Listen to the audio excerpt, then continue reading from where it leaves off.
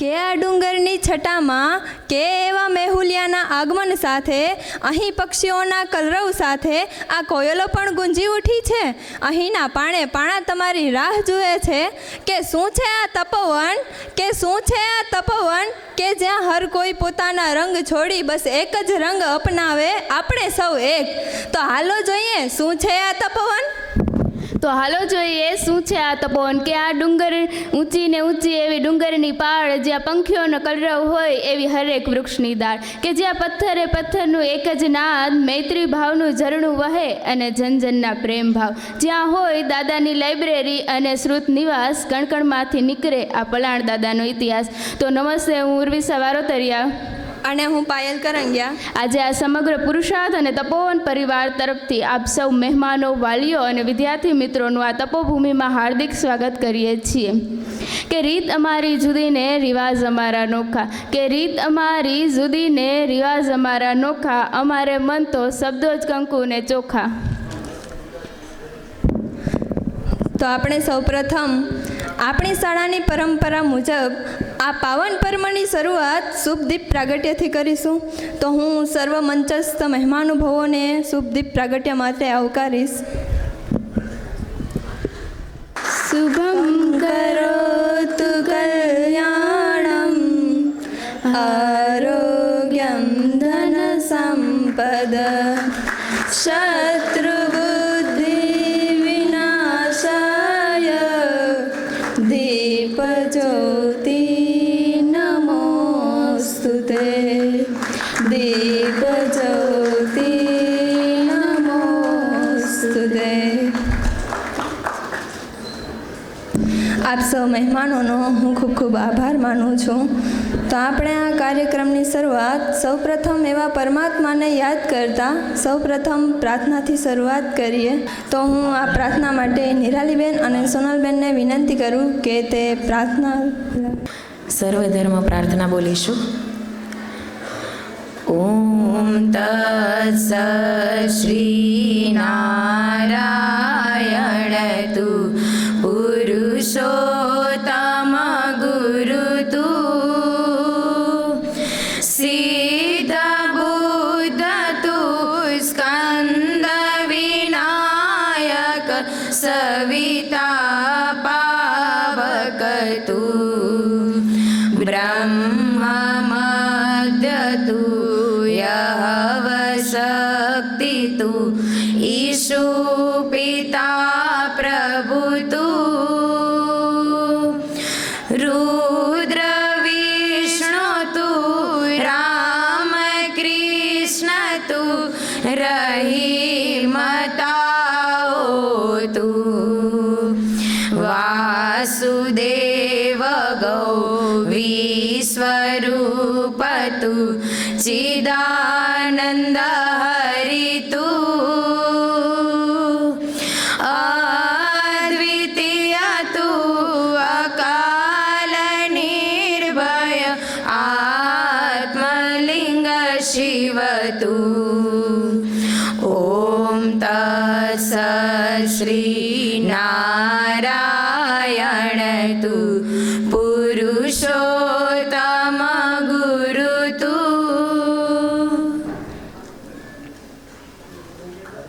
આજે અહીં માત્ર એક કાર્યક્રમ જ નથી, પરંતુ 3 સંપત્તિઓનો પવિત્ર સંગમ થયો છે કે જેમાં વાલીઓનો વિશ્વાસ, શિક્ષકોનું સમર્પણ અને વિદ્યાર્થીઓના સપનાઓ છે.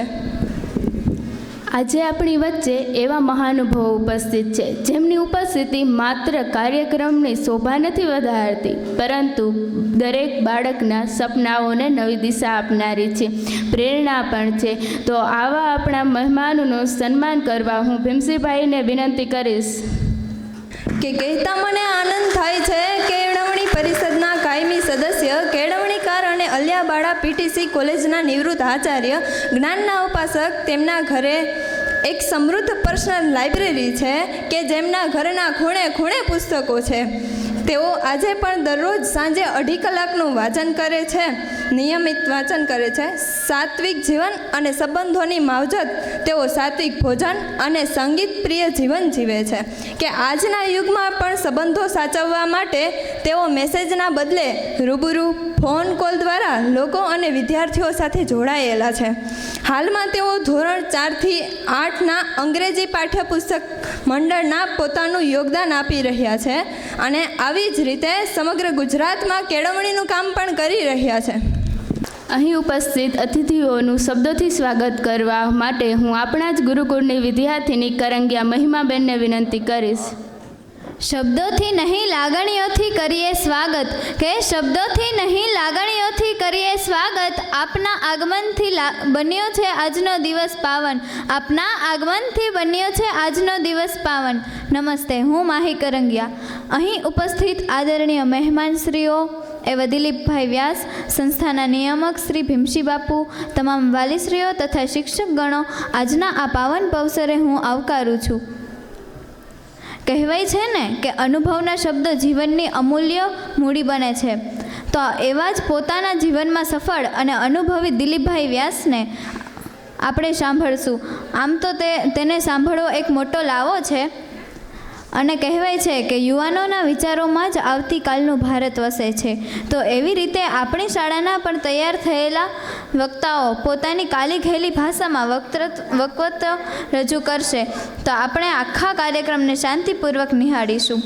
આજના દિવસે આપણે માત્ર વાલી મીટિંગ માટે જ ભેગા નથી થયા, પરંતુ એક નવા વિચાર સાથે આગળ વધવા માટે ભેગા થયા છીએ.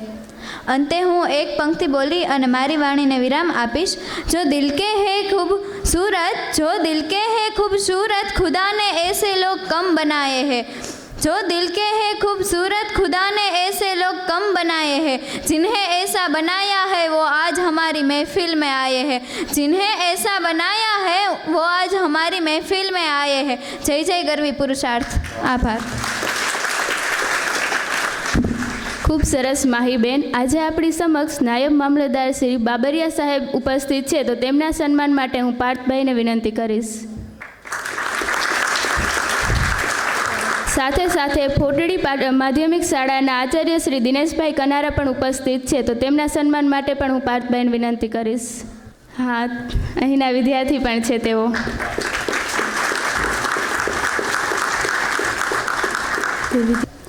આજે બાળકોને આગલી રાતે કહેવામાં આવેલું હતું કે તમારા લોકોએ કંઈક બોલવાનું છે, ને એ બાળકોએ બીજે જ દિવસે તરત તૈયાર કરેલું છે, તો તેને આપણે સાંભળીશું. તો હું સૌપ્રથમ વિનંતી કરું કે જો આપણે સવારમાં ઉઠીએ ને શુભ શરૂઆત સવારની આપણી દિનચર્યાથી જ થતી હોય છે ને, તો એવા દિનચર્યાનો અનુભવ બોલવા માટે હું વારુતરિયા સંધ્યા અને બાવલ કિંજલબેનને વિનંતી કરું કે તેઓ આવીને પોતાના શબ્દો રજૂ કરે. જ્ઞાનના અજવાળે જ્યાં ડગલા મંડાય છે, કે જ્ઞાનના અજવાળે જ્યાં ડગલા મંડાય છે, એ જ આંગણામાં તો મનુષ્યના નસીબ ઘડાય છે. એ જ આંગણામાં તો મનુષ્યના નસીબ ઘડાય છે. સ્વાગત છે આપ સૌનું આ જ્ઞાનના મંદિરમાં. નમસ્તે, હું બાવલ કિંજલ અને હું વારતરિયા સંધ્યા. અમે તમારી સમક્ષ દીકરીઓની દિનચર્યા અને અનુભવો રજૂ કરીશું. હું વારતરિયા સંધ્યાબેનને વિનંતી કરું કે તે દિનચર્યા વિશે રજૂ કરે. નમસ્તે, અમે બધા સવારે 5 વાગે ઉઠીએ છીએ અને કસરત કરીએ છીએ અને નાહી તૈયાર થઈને સ્કૂલે જઈએ છીએ અને સ્કૂલે જઈને નાસ્તો કરીએ છીએ. ક્લાસમાં બેગ મૂકવા જઈએ છીએ અને 8:30 વાગ્યે પ્રાર્થના કરીએ છીએ અને 1 વાગ્યે જમવા જઈએ છીએ. 7 લેક્ચર ભરી અને 4 વાગ્યે છૂટી જઈએ છીએ અને 15 મિનિટ ફ્રેશ થઈને રીડિંગ કરીએ છીએ અને 6:30 વાગ્યે પ્રાર્થના કરીએ છીએ અને બધી દીકરીઓ જમવા જાય છે અને બસ દ્વારા ગુરુકુલમે જઈએ છીએ અને ફ્રેશ થઈને રીડિંગમાં જઈએ છીએ. અને રવિવારના દિવસે આશાપુરા ગયા હતા અને આપાપરે મહાઆરતી કરેલી હતી. અસ્તુ. હું મારો અનુભવ કહીશ. હું જ્યારે આવી હતી આ હોસ્ટેલમાં ત્યારે સવારે ઉઠવાનું મન ન થતું, તો પણ મારે ઉઠવું પડતું અને ઉઠીને બ્રશ કરવા જતા. બ્રશ કરીને અમે કસરત કરતા.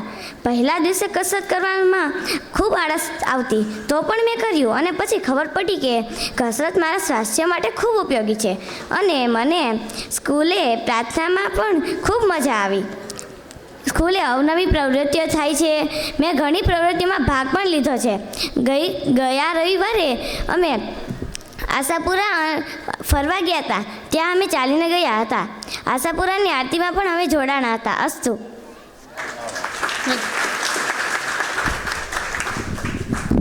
ખૂબ સરસ. પુરુષાર્થનું નામ પડે અને ડિસિપ્લિન નજર ના આવે તો શું વાત જ કહેવાય. તો એવા ડિસિપ્લિન વિશે બોલવા હું કનારા ભૂમિબેનને વિનંતી કરીશ. जो मुस्कुरा रहा है उसे दर्द में पाला होगा, जो मुस्कुरा रहा है उसे दर्द में पाला होगा, जो चल रहा है उसके पाँव में छाला होगा. बिना पुरुषार्थ और डिसिप्लिन से कोई चमक नहीं सकता, बिना पुरुषार्थ कोई चमक नहीं सकता. जो जलेगा वही तो पुरुषार्थ विद्या निकेतन का उजाला होगा. અહીં ઉપસ્થિત મહેમાનશ્રીઓ તથા વાલીશ્રીઓ સૌને મારા નમસ્કાર. મારું નામ કનારા ભૂમિ છે.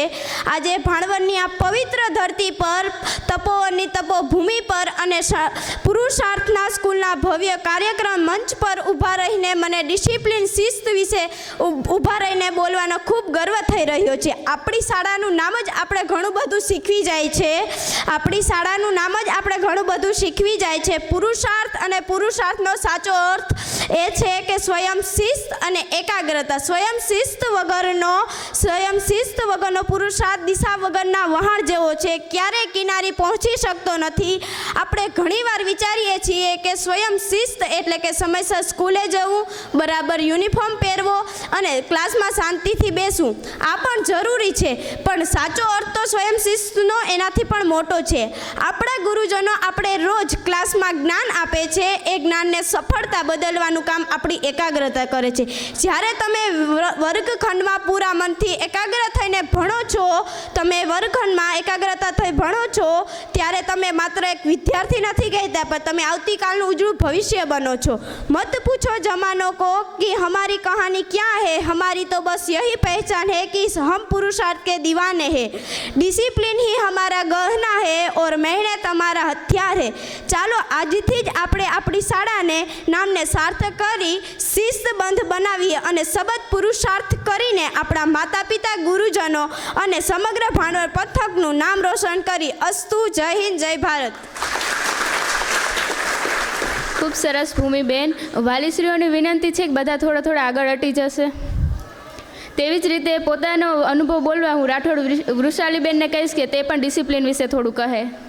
નમસ્તે. અહીં ઉપસ્થિત માનનીય મહેમાનશ્રી, શાળાના નિયામકશ્રી, શાળાના શિક્ષકો અને વાલીગણને મારા જય શ્રી કૃષ્ણ.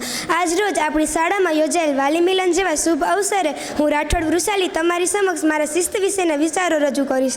આજકાલના સમયમાં ડિસિપ્લિન એટલે કે શિસ્ત જોવા ઓછી મળે છે. ઉદાહરણ તરીકે આપણા વડીલોને સન્માન આપવું કે તેમની સામેનું વર્તન અયોગ્ય થતું જાય છે, જેનું કારણ છે મા બાપની બેદરકારી. જેમ કે બાળકોની સામે પોતાનો અયોગ્ય વ્યવહાર, બાળકોને જરૂરથી વધારે ઇન્ટરનેટનો ઉપયોગ કરાવવાના કારણે હવે ડિસિપ્લિન તરફ જતાં પહેલું ડિસિપ્લિન એ સેલ્ફ ડિસિપ્લિન, કે આપણું વર્તન બીજાને બતાવવા માટે જ નહીં પણ પોતાના જીવનને યોગ્ય રીતે કેળવવા અને નિયમિતતા હોવી જોઈએ. આપણા વિદ્યાર્થી જીવનમાં સામાન્ય ડિસિપ્લિન હોવી જ જોઈએ, કારણ કે વિદ્યાર્થી જીવનમાં ડિસિપ્લિન વગર અસ્તવ્યસ્ત છે. આપણા જીવનની કેળવણી શાળાથી થાય છે અને મને ગર્વ છે કે હું આવી શ્રેષ્ઠ શાળા એવી પુરુષાર્થ જેવી સંસ્થા સાથે જોડાયેલી છું. આ શાળામાં ડિસિપ્લિન વિશે ખૂબ મહત્ત્વ છે અને હું આ સંસ્થાના નિયામક શ્રી ભીમસિંહ બાપુનો આભાર વ્યક્ત કરું છું કે તેઓએ આ સંસ્થાને ડિસિપ્લિન તરફ માર્ગ આપ્યો છે. હવે હું બે શબ્દો કહી મારી વાણીને વિરામ આપીશ કે મા બાપનો ઠપકો ખાધેલ સંતાન, શિક્ષકને માર ખાધેલ વિદ્યાર્થી અને સોનીએ ટીપેલું સોનું ત્રણેય અંતે ઘરેણાં જ બને છે. અસ્તુ. જય હિન્દ, જય ભારત. તો એવી જ રીતે હું ધોળકિયા માધવભાઈને વિનંતી કરું કે તેઓ આવીને પોતાના શબ્દો રજૂ કરે. નમસ્તે બધાને. અહીંયા ઉપસ્થિત થયેલા સર્વે વારીશ્રીઓ, શિક્ષકશ્રીઓ અને મહેમાનશ્રીઓને મારા શુભ સવારના સુપ્રભાત. હું આપ સૌને બોયઝ હોસ્ટેલમાં સવારના ઉઠ્યાથી રાતના સુવા સુધીનો શેડ્યુલ જણાવવા માગું છું. તો અમારો દિવસ સવારના 5 વાગે શરૂ થાય છે. 5 વાગે ઉઠી અમે કસરતમાં જઈએ છીએ. કસરતનો સમય હોય છે 5:20થી 6 વાગ્યા સુધીનો. પછી અમે કસરત કરી અને અમારું શરીર તંદુરસ્ત રાખીએ છીએ. કસરત બાદ અમને 7:10 સુધીનો સમય આપેલો હોય છે, જેમાં અમે સ્નાન કરી અને શાળા માટે તૈયાર થઈએ છીએ. શાળા માટે તૈયાર થયા બાદ અમે 7:20 સુધીમાં શાળાએ પહોંચી જઈએ છીએ અને અમારા 8 વાગ્યા સુધીમાં નાસ્તો ગ્રહણ કરી લઈએ છીએ. ત્યારબાદ અમારો 8:20 અમારો પ્રાર્થના સંમેલન હોય છે, જેમાં અમે સામેલ થાય છીએ. ત્યારબાદ અમારો શાળાનો સમય શરૂ થઈ જાય છે, જે 4 વાગ્યા સુધી ચાલે છે. તે દરમિયાન 1 વાગ્યાથી લઈ અને 1:40 સુધી અમારો બપોરનો ભોજનનો ટાઈમ હોય છે, જેમાં અમે અમારું બપોરનું ભોજન લઈએ છીએ. ત્યારબાદ અમે 4 વાગ્યાથી 6 વાગ્યા સુધી ફ્રી ટાઈમ હોય છે, જેમાં અમે હોસ્ટેલે જઈએ છીએ અને રમવાનું, અમારું અંગત કામ અને સ્વિમિંગ અને જુડો જેવા સેશનનું અટેન્ડ કરીએ છીએ. ત્યારબાદ 6 વાગે અમારો હોસ્ટેલની સાંજની પ્રાર્થના હોય છે. સાંજની પ્રાર્થનામાં અમે પ્રાર્થના બોલી અને રજૂઆત કરીએ છીએ. ત્યારબાદ અમે 6:45 વાગ્યાથી 7:30 સુધીમાં અમારું રાતનું ભોજન લઈએ છીએ. ત્યારબાદ અમારું શાળાએથી આપેલું ગૃહ કાર્ય અને વાંચન અમે 7:30થી 9:30 સુધી 2 કલાક કરીએ છીએ અને 9:30થી 10:30 સુધીમાં અમે સૂઈ અને અમારો દિવસ પૂર્ણ કરીએ છીએ. અસ્તુ. આભાર. તેવી જ રીતે રોજબરોજની દિનચર્યા કહેવા માટે હું ચાવડા મિહિરભાઈને વિનંતી કરું કે તેઓ આવીને પોતાની દિનચર્યા રજૂ કરે.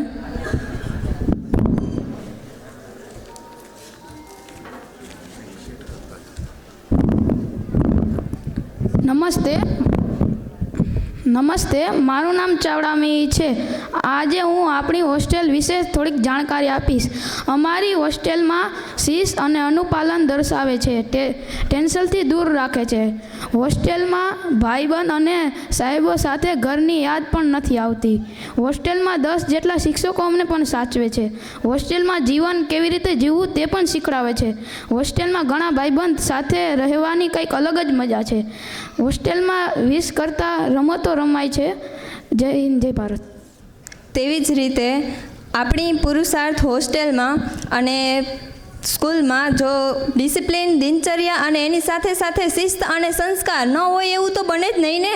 તો એવા શિસ્ત અને સંસ્કાર વિશે 2 શબ્દો કહેવા આવશે દેથરિયા સાક્ષીબેન. તો હું એમને વિનંતી કરું કે દેથરિયા સાક્ષીબેન.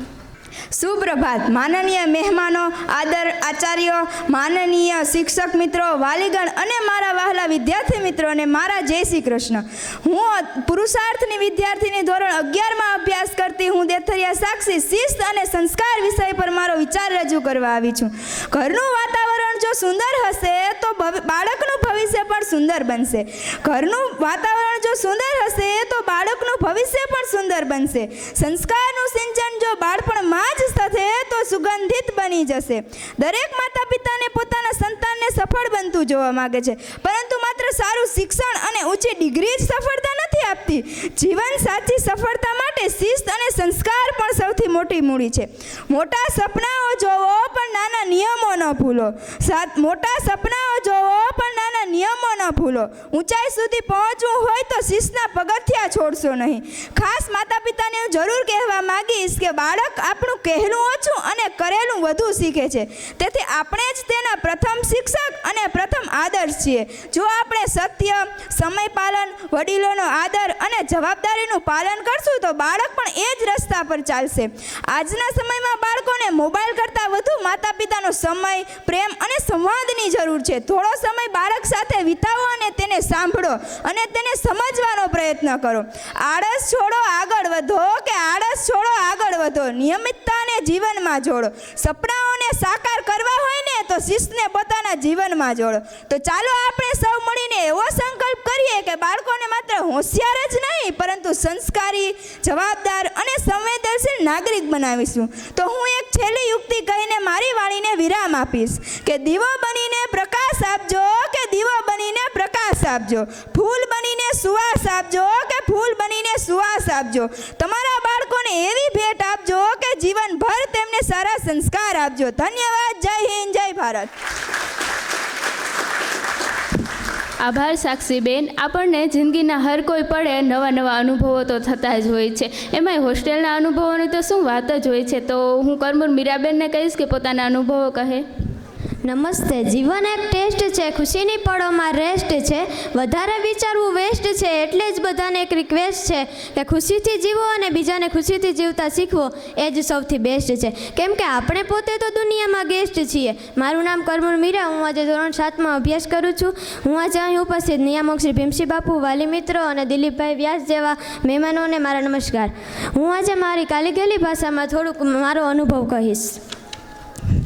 હું અહીંયા ધોરણ 6માં એટલે કે ગયા વર્ષે હું અહીંયા પ્રવેશી છું. હું અહીંયા પહેલી વાલી મિટિંગ સુધી મને જરાય ગમતું ન હતું. મને મારા પેરેન્ટ્સે, મારા શિક્ષકોએ મને ખૂબ સમજાવી. હું રહી એનું કારણ મને આજ સમજાયું છે કે મને અહીંયા કંઈક રહેવાનું કારણ સમજાયું. હું આજે સમણજી ગુરુકુલમમાં રહી પુરુષાર્થ વિદ્યાનિકેતનમાં અભ્યાસ કરી રહી છું. હું આજે અહીં બેઠેલ વાલી તથા મહેમાનોને કહેવા માંગુ છું કે જ્યારે માતા પિતા પોતાનો બાળક પરનો કાબુ ગુમાવે છે ત્યારે એ જ બાળકો સમાજ માટે મુશ્કેલ બને છે. શિસ્ત ફક્ત શબ્દોથી નહીં આવે, તેમાં થોડી ભય ભાવના અને દંડ પણ જરૂરી છે. હવે તો બાળકોને ન શાળાનો ભય રહ્યો છે, ન ઘેર પાછા ફરતાનો ડર લાગે છે. એટલા માટે સમાજમાં અસ્થિરતા વધી રહી છે. જે બાળકો શિક્ષકની વાત સાંભળતા ન હતા, આજે એ જ નાની નાની વાત હિંસક બની જાય છે. ઘણા લોકોના જીવ જાય છે અને બાદમાં એ જ બાળકો પોલીસની હાથ ચડે છે અને કોર્ટમાં સજા પામે છે. હવે હું છેલ્લે એટલું જ કહેવા માંગીશ કે મને પપ્પા કરતાં સાંજ વધુ ગમે છે. મને પપ્પા કરતાં સાંજ વધુ ગમે છે, કારણ કે પપ્પા તો રમકડું જ લાવે છે, પણ સાંજ તો પપ્પાને લાવે છે. આભાર. ખૂબ સરસ. હવે જાડેજા પાર્થરાજભાઈ પોતાના અનુભવ રજૂ કરશે. સુપ્રભાત. મારું નામ જાડેજા પાર્થરાજ છે. હું ધોરણ 10માં અભ્યાસ કરું છું. નિયામક શ્રી ભીમસિંહ સાહેબ, વાલી મિત્ર અને બધા જ વિદ્યાર્થીઓનો હું છે ને નમસ્તે કહું છું. જ્યારે હું 25 તારીખના હોસ્ટેલમાં આવ્યો હતો ત્યારે મોસ્ટ ઓફલી બધા બાળકો હોસ્ટેલમાં આવે ત્યારે તેને નર્વસપણું લાગે. મને પણ નર્વસપણું લાગતું હતું, પણ 2-3 દિવસ થયા તે નર્વસપણું દૂર થઈ ગયું. હું બધા જ ભેગો ભળી ગયો. હું શાળાએ જતો તો મને ભણવામાં બહુ જ મજા આવતી હતી.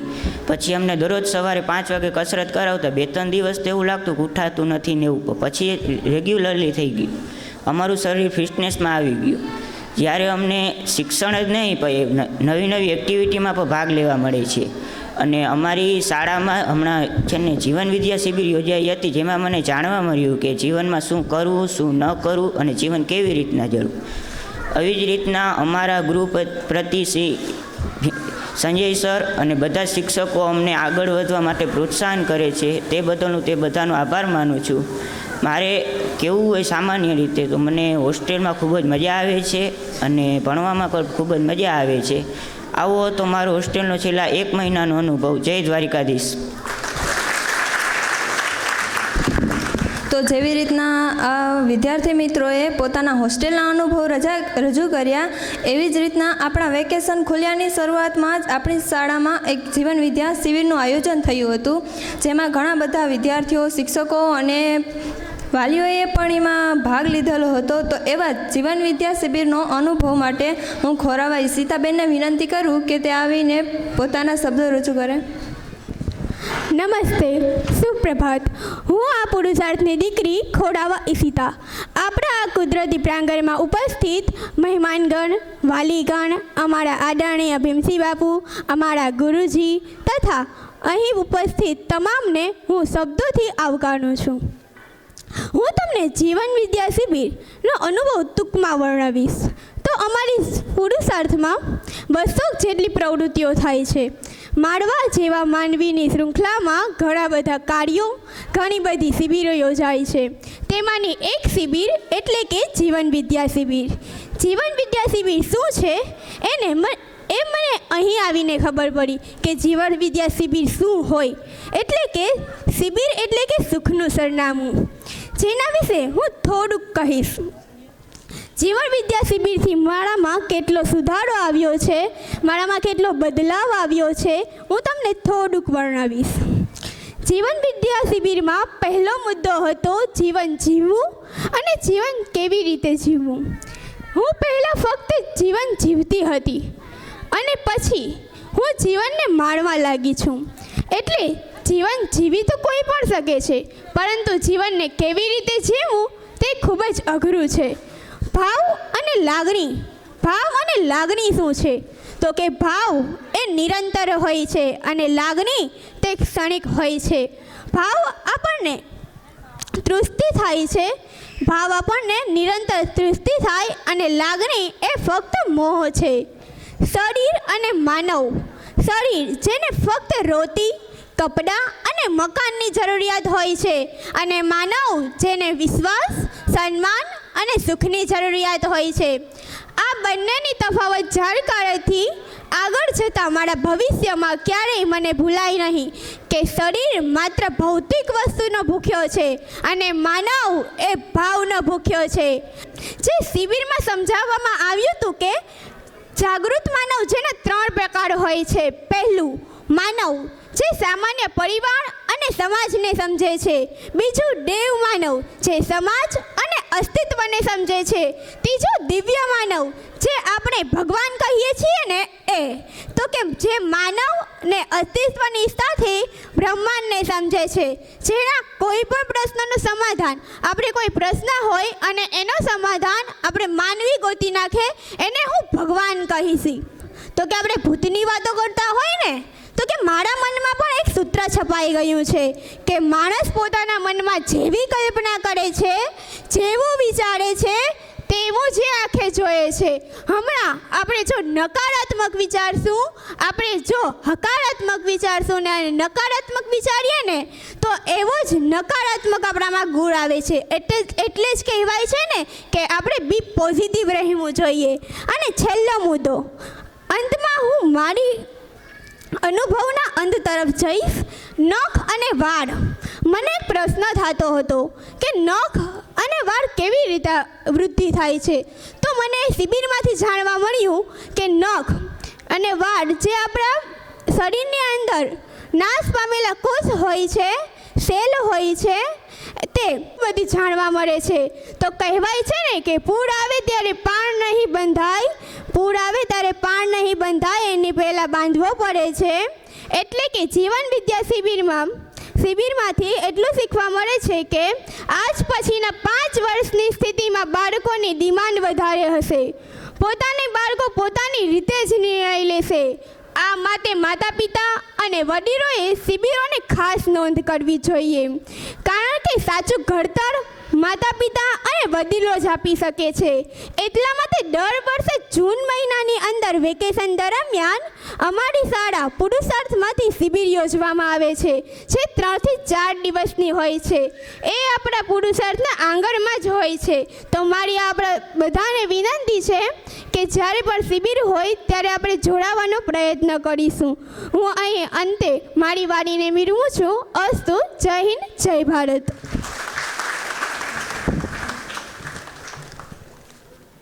ખૂબ સરસ. હવે ઘરથી દૂર એક રળિયામણા ઘર માટે કહેવા માટે હું વિપ્રોતર હેતવીબેનને બોલાવીશ. પુરુષાર્થે કેળવણીની પ્રયોગશાળા. નમસ્તે આદરણીય મહેમાનો, શિક્ષકશ્રીઓ અને વાલા વિદ્યાર્થી મિત્રો, વાલીઓ. મારું નામ પીપરોતર હેતવી ભરતભાઈ છે. હું ધોરણ 10માં અભ્યાસ કરું છું. ઘરથી દૂર એક રળિયામણું ઘર છોડીને ક્યારેય આમ સ્વાર્થની દુનિયામાં ચાલવું હતું કે મમ્મી પપ્પા અને ઘરે પરિવાર સાથે હું રહું, પણ મને હોસ્ટેલમાં રાખવામાં આવી. આ હોસ્ટેલ પર્યાવરણ સાથે છે. હું આજથી 2 વર્ષ પહેલાં આ બધા વિચારો અને મને ઘેરી લીધી હતી. પણ એવું થયું કે જ્યારે મેં ઘર મૂક્યું ત્યારે ખબર ન હતી કે આમ ઘરથી દૂર એક કુદરતના ખોળે એક પરિવાર મળશે, એક સુંદર રળિયામણું ઘર મળશે. જ્યારે ઘર મૂક્યું ત્યારે હું પરાવલંબી હતી. હવે હું સ્વાવલંબી બની ગઈ છું. જ્યારે મુસીબતો આવે ત્યારે હું પપ્પા પાસે જતી. હવે મુસીબતોનું સમાધાન કરીને પપ્પા પાસે જાઉં છું. હવે અંતે હું એમ કહેવા માગું છું કે ઘરથી દૂર એક રળિયામણું ઘર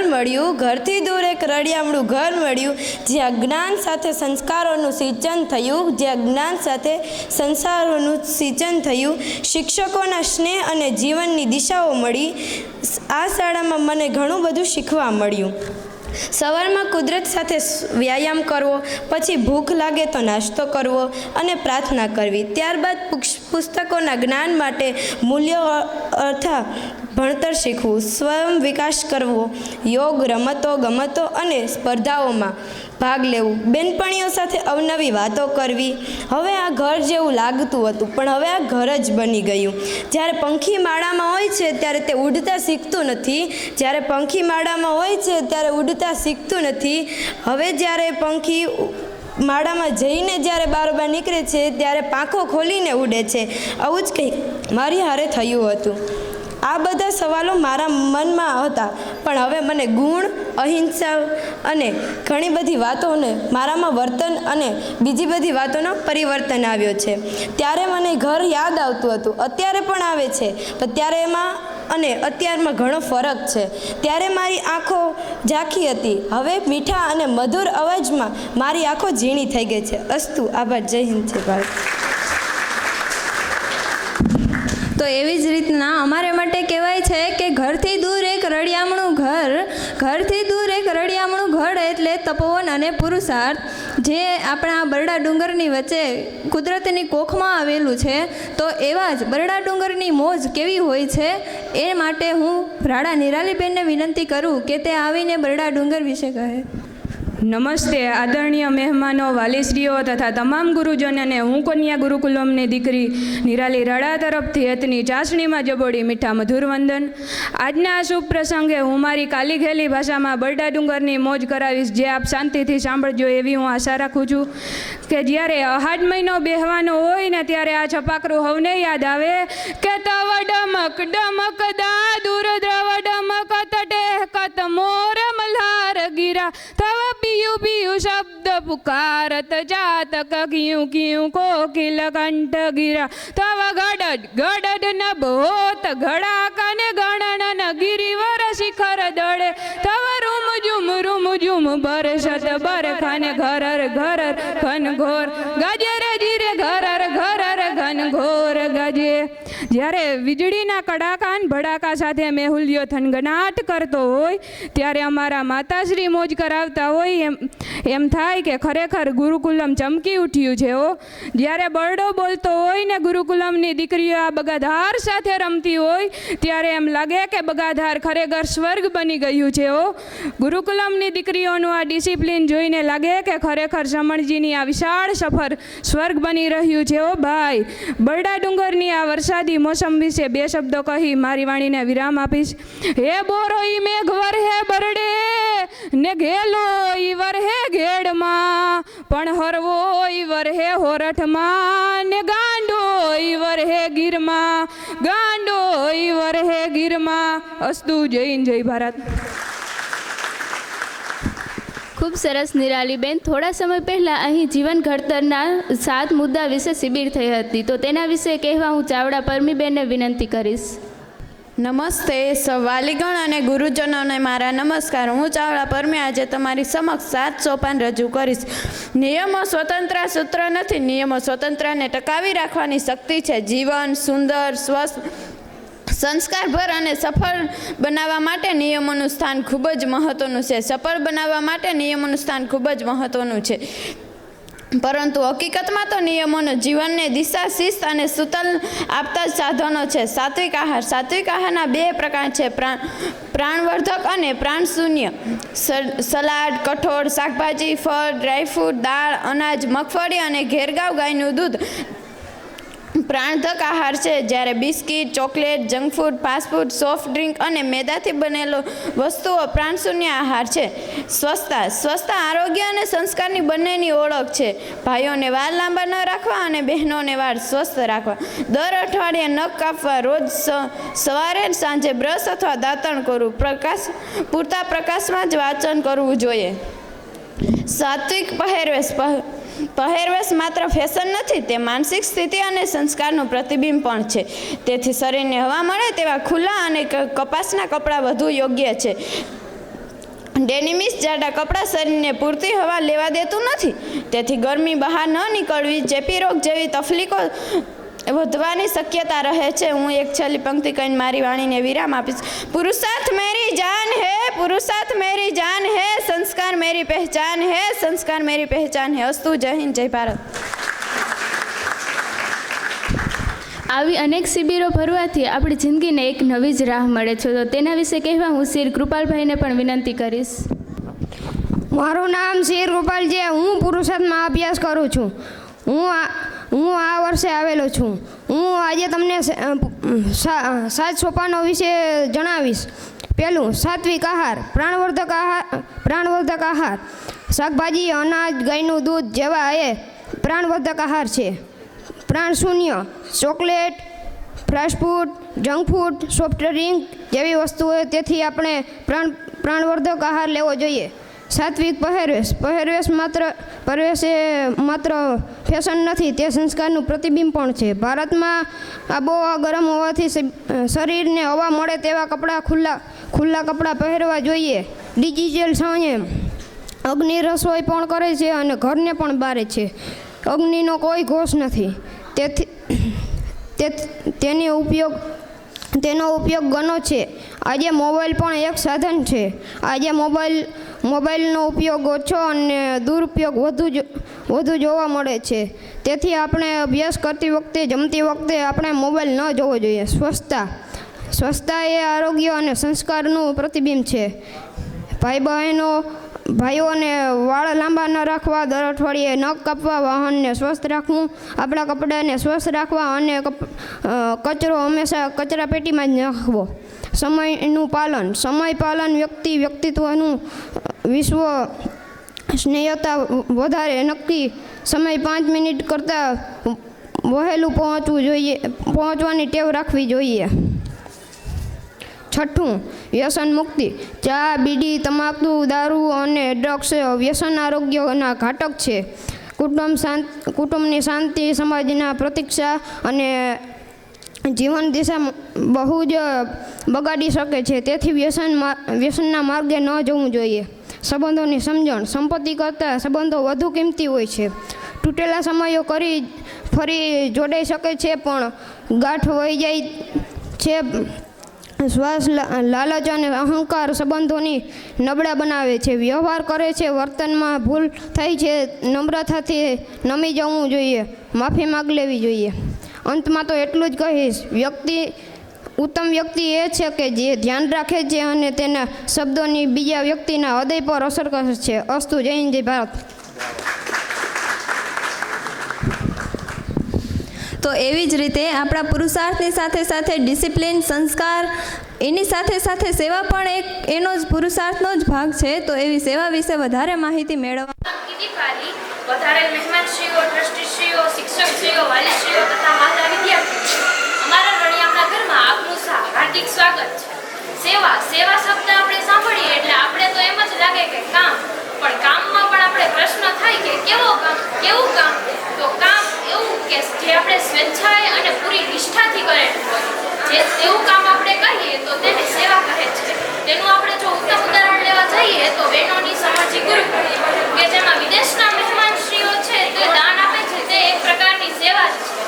કે ટ્રસ્ટીશ્રીઓ મેનેજમેન્ટ કરે છે, તે પોતાનો નિસ્વાર્થ ભાવ આપે છે, તે એક સેવા જ છે. તો માટે હું તમને એક સેવા વિશે એક કવિતા કહીશ કે જેના રચયિતા છે પાટડિયા એકતા. માત્ર છે 2 અક્ષરની આ શરૂઆત, કે માત્ર છે 2 અક્ષરની આ શરૂઆત, માણસ કરે સેવા વગર કોઈ જાતપાત. સેવાની આ વાત વિવિધ સંયોગથી થાય દરેક મુશ્કેલીઓમાં, કે વિવિધ સંયોગથી થાય દરેક મુશ્કેલીઓમાં રચાય મનમાં મદદ કરવાની અનોખી આ વાત. સેવાની આ વાત. સેવા માટે મંડળો રચે પુરુષ અને સ્ત્રી જાત, કે સેવા માટે મંડળો રચે પુરુષ અને સ્ત્રી જાત, ત્યારે જ થાય સેવરની સુંદર ભાવના સાક્ષાત. સેવાની આ વાત. દાન, શ્રમ આમ અનેક સાથથી રચાયા ભાત, કે દાન, શ્રમ આમ અનેક સાથથી રચાયા ભાત, થઈ રહી છે અનોખા સેવાયુગની શરૂઆત. સેવાની આ વાત. સેવાની આ વાત. અસ્તુ. જય હિન્દ, જય ભારત. ખૂબ સરસ દીપાલીબેન. ધૂમપાન કે જે એક એવી બાબત છે કે એક મોજશોખની બાબત જે બહુ સારી લાગે બધાને, પણ જે જિંદગીને ખૂબ અવળા રસ્તે લઈ જાય છે. તો તેના વિશે કહેવા હું ગરેજા જાનવીબેનને વિનંતી કરીશ. નમસ્તે, બધાના મારા નમસ્તે, વાલીઓને પણ નમસ્તે. મારું નામ ગરેજા જાનવી છે. હું ધોરણ 8માં અભ્યાસ કરું છું. આપણે બધા વાલીઓને વિનંતી છે કે જે પણ ધૂમપાન કરે છે તેને વિનંતી છે કે તે ના કરે. ખૂબ ખૂબ આભાર કે જેમને ધૂમ્રપાન વિશે કહ્યું કે એ વિનંતી કરે છે કે ધૂમ્રપાન એ ખૂબ આપણને નુકસાન કરે, તો વાલીઓને ધૂમ્રપાન ન કરવું જોઈએ. તો એવો જ તેની સાથે સાથે જીવનમાં ઘણા બધા એવા પ્રસંગો બનતા હોય તો તેઓ આંધળો ખર્ચ કે વિચાર વિનાનો આંધળો ખર્ચ કેવો હોય છે, તો તેની વિશે આપણે 2 શબ્દ કહેવા માટે આવશે કરંગિયા શ્વેતાબેન. તો હું કરંગિયા શ્વેતાબેનને વિનંતી કરું. નમસ્તે, મારું નામ કરંગિયા શ્વેતા છે અને હું ધોરણ 12 સાયન્સમાં અભ્યાસ કરું છું. આમ તો અમારા વિદ્યાર્થીઓ તમને હેતની ચાસણીમાં જબોડીને ગુલાબજાંબુ જેવા બનાવી રહ્યા છે. તો હવે આ ગુલાબજાંબુમાંથી ચાસણી સુકાય અને બધાની ધીરજ ખૂટે એ પહેલાં અમે અમારા વિચારો અને અનુભવો તમારી સમક્ષ રજૂ કરશું. તો મિત્રો, સૌપ્રથમ તો હું તમને એ કહેવા માંગીશ કે આપણે કોઈ પણ કાર્યક્રમમાં જઈએ ત્યારે આપણી જે બેઠક વ્યવસ્થા હોય એમાં શાંતિથી બેસીને આપણે સૌ સાંભળતા હોઈએ છીએ. તો એક વિનંતી છે કે આ દરમિયાન જે કોઈ પણ ધ્રુજતા હાથ પગ અને કાંપતું હૃદય લઈને સ્ટેજ ઉપર માઇક પકડવાનું જે સાહસ કરે છે એના માટે આપણે 2-4 તાળીઓ તો પાડી જ શકીએ છીએ. તો પ્લીઝ મિત્રો, તાળીઓમાં કોઈની કચાશ ના રહેવી જોઈએ, કારણ કે તમારી 2-4 તાળીઓ જ અહીંયા બોલનારના 100 ગણો ઉત્સાહ વધારી શકે છે. 100 ગણો ઉત્સાહ વધારી શકે છે. આવી જ રીતે અહીંયા બોલનારના તમામ વિદ્યાર્થીના વેણો એવા છે કે જાણે અર્જુનના ગાંડીવમાંથી નીકળેલું બાણ સામેવાળા વ્યક્તિના મન અને હૃદયને ચીરીને નીકળતું હોય. તો મિત્રો, પ્લીઝ તાળીઓમાં કોઈ કચાશ ના રાખજો. તો મારો આજનો એવો જ કંઈક ટોપિક છે કે આંધળો ખર્ચ. મિત્રો, આપણે ખર્ચ કરતા હોય ત્યારે વિચારતા નથી. જેમ કે આપણે કપડાં લેવા જાય તો દરેક તહેવારમાં, સાતમ આવે તો કે કપડાં, દિવાળી આવે તો કપડાં, દર 2 મહિને આપણે કપડાં લઈએ છીએ. શરીરને ઢાંકવા માટે કપડાં જરૂરી નથી. આપણે ચપ્પલ તો કે એડિડાસના, કપડાં તો કે એડિડાસના, હાઈ ક્વોલિટીના સ્પ્રેસ. શરીર આપણે કંઈ એવું નથી કહેતું કે આપણે એટલો ખર્ચ કરીએ. જ્યારે આપણે શાકભાજી, ફળો અને અનાજ લેવા જઈએ છીએ ત્યારે આપણે 2 રેકડી જોતા હોય. એક રેકડીમાં પૂછીએ તો 80નો કિલો કહીએ ને એકમાં 100નો કિલો કહીએ, તો આપણે 80ના કિલો જ લઈને આવીએ. મિત્રો, આ કોમ્પ્રોમાઇઝ શા માટે? શરીરને કપડાં જરૂર નથી, શરીરને આહારની જરૂર છે. તો આપણે જે એને જોઈએ છીએ તે નથી આપતા અને એમાં કોમ્પ્રોમાઇઝ કરીએ છો. મિત્રો, આ કોમ્પ્રોમાઇઝ તો ન ચાલે ને. આપણી આ વિચારધારણા આજકાલની નથી, સદીઓથી ચાલી આવે છે. જેમ કે આપણા રાજાઓ હતા ત્યારે પોર્ટુગીઝો અને અંગ્રેજો જ્યારે સૌપ્રથમ આપણા દેશમાં આવ્યા તો આપણા રાજાઓની વિચારધારણા હતી કે કાંઈ વાંધો નહીં. મંત્રી રાજાને આવીને કહે કે આ ગળીનું વાવેતર કરવા માંગે છે, તો રાજા કે ઘણું બધું છે, કાંઈ વાંધો નહીં. કે એનો ધંધો ખોલવા માંગે છે, રાજાઓ કે ઘણું બધું છે, કાંઈ વાંધો નહીં.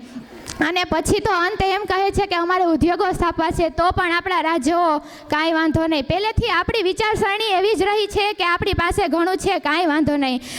પરંતુ મિત્રો, અત્યારે એ ન ચાલે.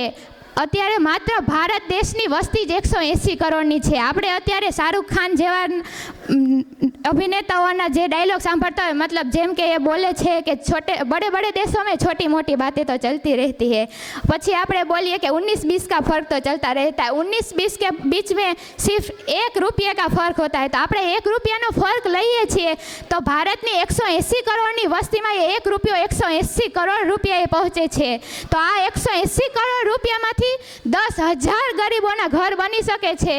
તો આપણી પહેલેથી જ આ વિચારસરણી રહી છે, એટલે જ આપણો દેશ આજે વિકાસશીલ છે, વિકસિત નહીં. જ્યારે બીજા જેટલા વિકસિત દેશો છે ને તેની વિચારસરણીમાં આ ખર્ચ એ બહુ મોટો શું કહેવાય, એના માટે શું કહેવાય મુશ્કેલી બની રહે છે. એટલે એ હંમેશા વિચારીને જ એ લોકો એના ખર્ચો કરતા હોય છે ને આપણા દેશમાં એવું કાંઈ જ હોતું નથી. અત્યારે વિદ્યાર્થીઓ પણ કહે છે કે અમારે તો ડોમ્સના જ બોલપેન ને ડોમ્સના ચોપડા. ભણવું હોય તો કોઈ પણ ચોપડામાં ભણી શકાય છે, એવું કોઈ જરૂરી નથી હોતું. તો મિત્રો, ખર્ચ હંમેશા વિચારીને જ કરવો જોઈએ. તો હું છેલ્લે અંતે એટલું જ કહેવા માંગીશ કે નિયમિત સ્વાસ્થ્ય નિયમિત અને હિસાબી જીવન એટલું જ આપણા જીવનમાં જો હશે ને તો જીવનમાં બીજું કાંઈ જ કરવાની જરૂર નહીં પડે. તો મિત્રો, મારી એવી સૌને નમ્ર વિનંતી છે કે આજ પછી જે પણ કોઈ ખર્ચ કરે એ વિચાર્યા વગર ના કરે. અને વિચાર્યા વગરનો આંધળો ખર્ચ, એ જ મારો આ કહેવાનો મતલબ હતો કે આપણે સૌ આંધળો ખર્ચ કરીએ છીએ. મતલબ આપણે હજી ખબર જ નથી કે આપણે ખર્ચ ક્યાં કરવો છે. તો મિત્રો, બસ મારી એ જ વિનંતી છે. અને તમે સૌએ શાંતિથી અમને સાંભળો છો તે માટે તમારો સૌનો ખૂબ ખૂબ આભાર. અને જો કે વાલી મિટિંગ છે તો વિદ્યાર્થીઓ અને વાલીઓને બધાને જ જો ઉતામેર હોય છે કે અમારા બાળકોને મળવું છે, અને બાળકોને ઉતામેર હોય છે કે અમારે વાલીઓને મળવું છે. તો તમે બધા હે ને શાંતિથી સાંભળો છો અને એટલી નિરાતે બેઠા છો, તેની માટે હું સંસ્થા વતી ખૂબ ખૂબ આભાર માનું છું. જય હિન્દ, જય ભારત. આભાર શ્વેતાબેન. કે ભગવદ્ ગીતા આવતા જ આપણે શ્રી કૃષ્ણના સંદેશની યાદ આવી જાય છે. તો તેના વિશે વાત કરવા હું નનેરા ગુંજનબેનને વિનંતી કરીશ. અંધકારમાં જે દીપક બની જાય, નિરાશામાં જે આશા જગાવે, જીવનમાં સાચો માર્ગ જે બતાવે, એ જ ભગવદ્ ગીતા કહેવાય. સુપ્રભાત માનનીય મહેમાનો, આદરણીય શિક્ષકગણ, આચાર્યશ્રીઓ, વાલીગણ અને મારા પ્રિય વિદ્યાર્થી મિત્રો અને મારા જય શ્રી કૃષ્ણ. આજે હું નનેરા ગુંજન ભગવદ્ ગીતા જીવન પ્રકાશ વિષય પર મારા અભિપ્રાયો રજૂ કરવા આવી છું. મિત્રો, ભગવદ્ ગીતા માત્ર ગ્રંથ નહીં પરંતુ જીવન જીવવાની કળા છે. જ્યારે અર્જુન યુદ્ધ ભૂમિમાં મૂંઝાઈ ગયો હતો ત્યારે શ્રી કૃષ્ણએ તેમને કહ્યું હતું કે આત્મવિશ્વાસ, કર્તવ્ય અને ધર્મનો માર્ગ બતાવ્યો. આજે પણ આ ઉપદેશ્ય વિદ્યાર્થી અને દરેક વ્યક્તિ માટે એટલો જ ઉપયોગી છે. હારથી ક્યારેય હિંમત ન હારવી, મહેનતથી ક્યારેય પીછે હટ ન કરવી, કર્મના માર્ગે જે સતત ચાલે સફળતા તેના પગ ચૂમી લે છે. ગીતા આપણે શીખવે છે કે પરિણામની ચિંતા કરતાં કર્મ પર ધ્યાન આપવું જોઈએ. જો આપણે મન લગાવીને અભ્યાસ કરીએ, શિસ્તનું પાલન કરીએ અને સારા વિચારો રાખીએ તો સફળતા ચોક્કસ મળે છે. એક વિદ્યાર્થી માટે ગીતા માત્ર પુસ્તક નથી, આત્મવિશ્વાસ, ધૈર્ય, એકાગ્રતા અને સારા સંસ્કારોનો ખજાનો છે. જ્ઞાન જ્યાં હોય ત્યાં પ્રકાશ હોય, સંસ્કાર જ્યાં હોય ત્યાં વિશ્વાસ હોય. ગીતા જે જીવનમાં ઉતારે તેના જીવનમાં હંમેશા વિશ્વાસ હોય. ચાલો આપણે સૌ ગીતાના ઉપદેશોને જીવનમાં ઉતારીને સારા વિદ્યાર્થી, સારા સંસ્થાન અને સારા નાગરિક બનવાનો સંકલ્પ કરીએ. ધન્યવાદ. જય હિન્દ, જય ભારત. ગુંજનબેન, આપનો ખૂબ ખૂબ આભાર. તો આ સંચાલનને આપણે આગળ વધારતા હું આજના મુખ્ય વક્તા એવા શ્રી ડૉક્ટર દિલીપભાઈ વ્યાસને હું વિનંતી કરું કે તેઓ આવીને આ પ્રાસંગિક ઉદ્બોધન આપે. मनोजवं वा ऋतुल्यवेगं जितेन्द्रियं बुद्धिमतां वरिष्ठं वातात्मजं वा नरयुक्तमुख्यं श्रीराम दूतं शरणं प्रपद्ये. સૌપ્રથમ મારી સમક્ષ બેઠેલા વાલીશ્રીઓ, માતાઓ, બહેનો, આ સંસ્થાને જે સંભાળે છે, હૂંફ આપે છે, અને એના માટે એમ કહી શકાય કે જે ધારે છે શિક્ષણમાં ફેરફાર ધરમૂળથી, એવા છે ભીમસિંહભાઈ કરમૂર.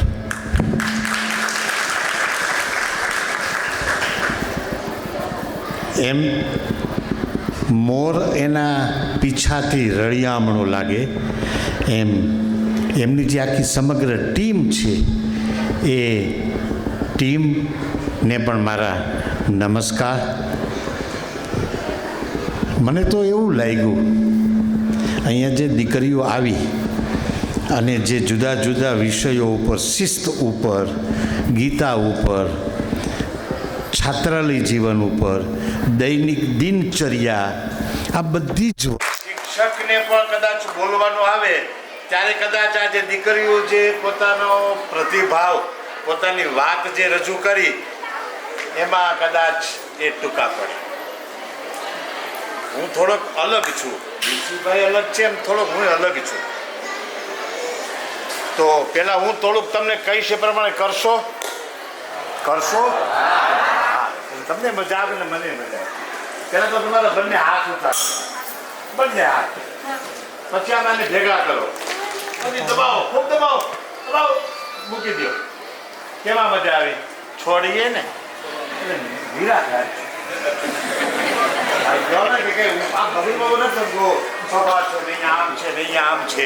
એટલે તમે સાવ આમ જેને કે હળવા ફૂલ રહેજો, તમે તમારા બાળકોને કેવા બનાવવા માંગો છો? હળવા ફૂલ ને હે અહીંયા મૂક્યા ત્યારે કીધું ને બેટા બહુ ચિંતા નહીં કરતો ભણજે, પણ બહુ આમ કેમ તારું મોઢું આમ ઓલું થઈ ગયું છે તો આપણને ન મજા. આપણું બાળક આપણું સંતાન થોડુંક ચહેરો એનો ઉદાસ હોય ને તો મજા ન આવે. એમ તમારે પણ અહીંયા બેઠા છો ત્યારે મોજથી બેસો, અને જ્યારે કોઈ મોજથી કામ કરીએ ને અથવા બેસીએ ને અથવા સાંભળીએ ને એ હંમેશા એમાં બરકત હોય અને ઊંઘી નીકળે. પરાણે બેસીએ તો મજા ન આવે. એટલે એટલા માટે મેં તમને હાથ ઊંચા કરાવ્યા, કારણ કે એટલે જ વર્ગમાં બાળક નવા શિક્ષક આવે એટલે કે ગુડ મોર્નિંગ અથવા જય શ્રી કૃષ્ણ જે કંઈ બોલે એટલે બાળક ઊભો થશે, બેસી જશે. એટલે શું થઈ જાય કે 35 મિનિટથી બેઠો હોય ને તો થોડીક મજા આવી જાય, આમ થોડોક ફ્રેશ થઈ જાય. એના હાથ અને પગ છે ને એ બરાબર બંધાઈ ગયા હોય ને એમાં થોડોક એને આરામ મળે. એટલે મેં તમને કીધું. સંસ્કૃતમાં એક શ્લોક છે, યોજનાસ્ત્રમ દુર્લભમ અમંત્રમ અક્ષરમ નાસ્તિ. કોઈ શબ્દ એવો નથી કે જેની અંદર મંત્ર ન હોય. દરેક શબ્દની પાછળ મંત્ર છે. કોઈ વૃક્ષનું મૂળ એવું નથી કે જે મૂળની અંદર કોઈ ઔષધિ ન હોય. દરેક મૂળમાં કાંઈક ને કંઈક ઔષધિ છે, આપણને ખબર નથી. પણ જો આપણે ઔષધિ એ મૂળને બરોબર જાણી લઈએ તો આપણને એમાંથી ઔષધિ મળે છે. અમંત્રમ અક્ષરમ નાસ્તિ નાસ્તિ મૂલમ અન ઔષધમ અયોગ્ય પુરુષો નાસ્તિ. આ જગતની અંદર કોઈ વ્યક્તિ અયોગ્ય નથી, અયોગ્ય કોઈ નથી. યોજનાસ્ત્રમ દુર્લભમ. જો એને આયોજનપૂર્વક એને બરોબર રસ્તો બતાવવામાં આવે, એને કેળવવામાં આવે તો દરેક વ્યક્તિ છે ને એ બરોબર કામ કરે. અયોગ્ય પુરુષો નાસ્તિ યોજનાસ્ત્રમ દુર્લભમ. એટલે એવું બહુ ઓછું છે કે જેને યોગ્ય રસ્તે વાળવામાં નથી આવતો. જો એને યોગ્ય રસ્તે વાળી દેવામાં આવે તો એ પણ યોગ્ય જ છે. તો આપણે બધા ભાગ્યશાળી છીએ. હું એમ કહું સુખ સંપત્તિ આ ઘણી બધા અત્યારના સમયમાં સૌથી વધારે ચિંતામાં કોણ છે ખબર છે? તમે બધા. હું તો એમ કહું છું વાલીને એટલી ચિંતા છે ક્યાં બેસાડવો, ગુજરાતી મીડિયમમાં બેસાડવો, અંગ્રેજી મીડિયમમાં બેસાડવો, હોસ્ટેલમાં બેસાડવો, નજીકમાં બેસાડવો, જ્યાં ડે સ્કૂલ છે સવારથી સાંજ ત્યાં બેસાડવો. એટલી બધી બાળકને તો કોઈ ચિંતા નથી, વાલીઓને ચિંતા છે. એનામાં સૌથી વધારે ચિંતા કોને ખબર છે? આ પક્ષને. બાળકની એટલી બધી ચિંતા છે એની વાત કરોમાં. અને એના કારણે ઘણીવાર બિચારો બાળક છે ને એ આમ ફેંકાઈ જાય છે, એટલી ચિંતા કરે. ચિંતા કરવી જોઈએ, ચિંતા નથી કરવાની વાત નથી. કરીએ કે જેમાં બાળકનું ભવિષ્ય હોય, આપણું ભવિષ્ય હોય, અને બધા એના કારણે ધીરે ધીરે ધીરે ધીરે એ આગળ વધે. હું તમારી સમક્ષ આવ્યો છું, પેલો પ્રશ્ન પૂછી લો તો મને કહેશો એમ કરીશ. વર્ગખંડમાં એકાદ પીરિયડ એવો હોવો જોઈએ ભીમસિંહભાઈ. જો એક વસ્તુ તમને ક્લિયર કરી દઉં, હું અહીંયા તમારી સમક્ષ જે કંઈ વાત કરીશ ને એ મારા સંપૂર્ણ 100% અનુભવની જ વાત કરીશ. તમે ખુદ જો અનુભવ મેળવો તો જ, ખુદ પાણીમાં પડો તો જ તમે તરી શકો ને તરતા આવડે. એમ અનુભવ છે ને, જે એક વાક્ય બોલું છું એમાં બીજું વાક્ય બહુ ખતરનાક છે. એક વાક્ય તો આપણે બોલીએ જ છીએ, પણ બીજું વાક્ય છે ને બહુ ખતરનાક છે. જેને સમજાઈ જાય સમજી જશે, મોટો કે બધા સમજી જશો. માણસ અનુભવથી શીખે છે. સાચું? સાચું? હવે જો બીજું વાક્ય સાંભળજો. પહેલું વાક્ય, માણસ અનુભવથી શીખે છે. આખી જિંદગી અનુભવ મેળવાય નહીં. પછી 70 વર્ષ મને થયા, હું 70 વર્ષ એમ કહું અનુભવ મેળવું છું. તો આપણે એક બહુ મોટો હાસ્યનો મુલ્લા નસરુદ્દીન થઈ ગયા, ખબર? મુલ્લા નસરુદ્દીન થોડાક બીમાર હતા, બહુ એ તો હાસ્યનો માણસ હતો. એટલે મુલ્લાએ એના મિત્રને કીધું, નઝીરને, કે નઝીર મને ઘણા દિવસથી ઠીક નથી, તો મને કયા ડૉક્ટર પાસે જાવું? એટલે એને કીધું તમે આ ડૉક્ટર પાસે જાઓ, ડૉક્ટર સૈયદ. એટલે મુલ્લાએ કીધું નઝીરને કે એ ડૉક્ટર બરોબર છે ને? એટલે નઝીરે કીધું હવે છેલ્લા 16 વર્ષથી હું દવા લઉં છું, સારો ન હોય? 16 વર્ષથી તો પહેલાં ભાઈ તો હાજો થઈ જવો જોઈએ તું. એટલે કહેવાનું હાસ્ય છે. પણ એટલે એકવાર દોડતા આવ્યા મુલ્લા, દોડતા એવા દોડીને આવીને ઘરમાં ઘૂસી ગયા મિત્રો આગળ. અરે એ કે આ તો મને વચ્ચે ગુંડા ભેગા થયા, મને મહિના ઓલો કરવાને હું માંડ ભાગ્યો છું. એટલે એના મિત્રોએ કીધું પણ તારી પાસે બંદૂક તો છે.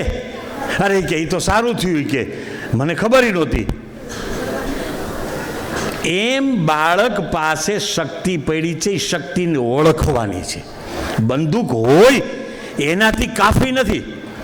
એ બંદૂક આપણને રક્ષણમાં કામ લાગે છે. બંદૂક જો તાણે કામ ન લાગે તો એ નકામી છે. એમ બાળકની શક્તિને ઓળખવાની છે કે મારા બાળકમાં શું છે. દરેક બાળક વિશિષ્ટ છે.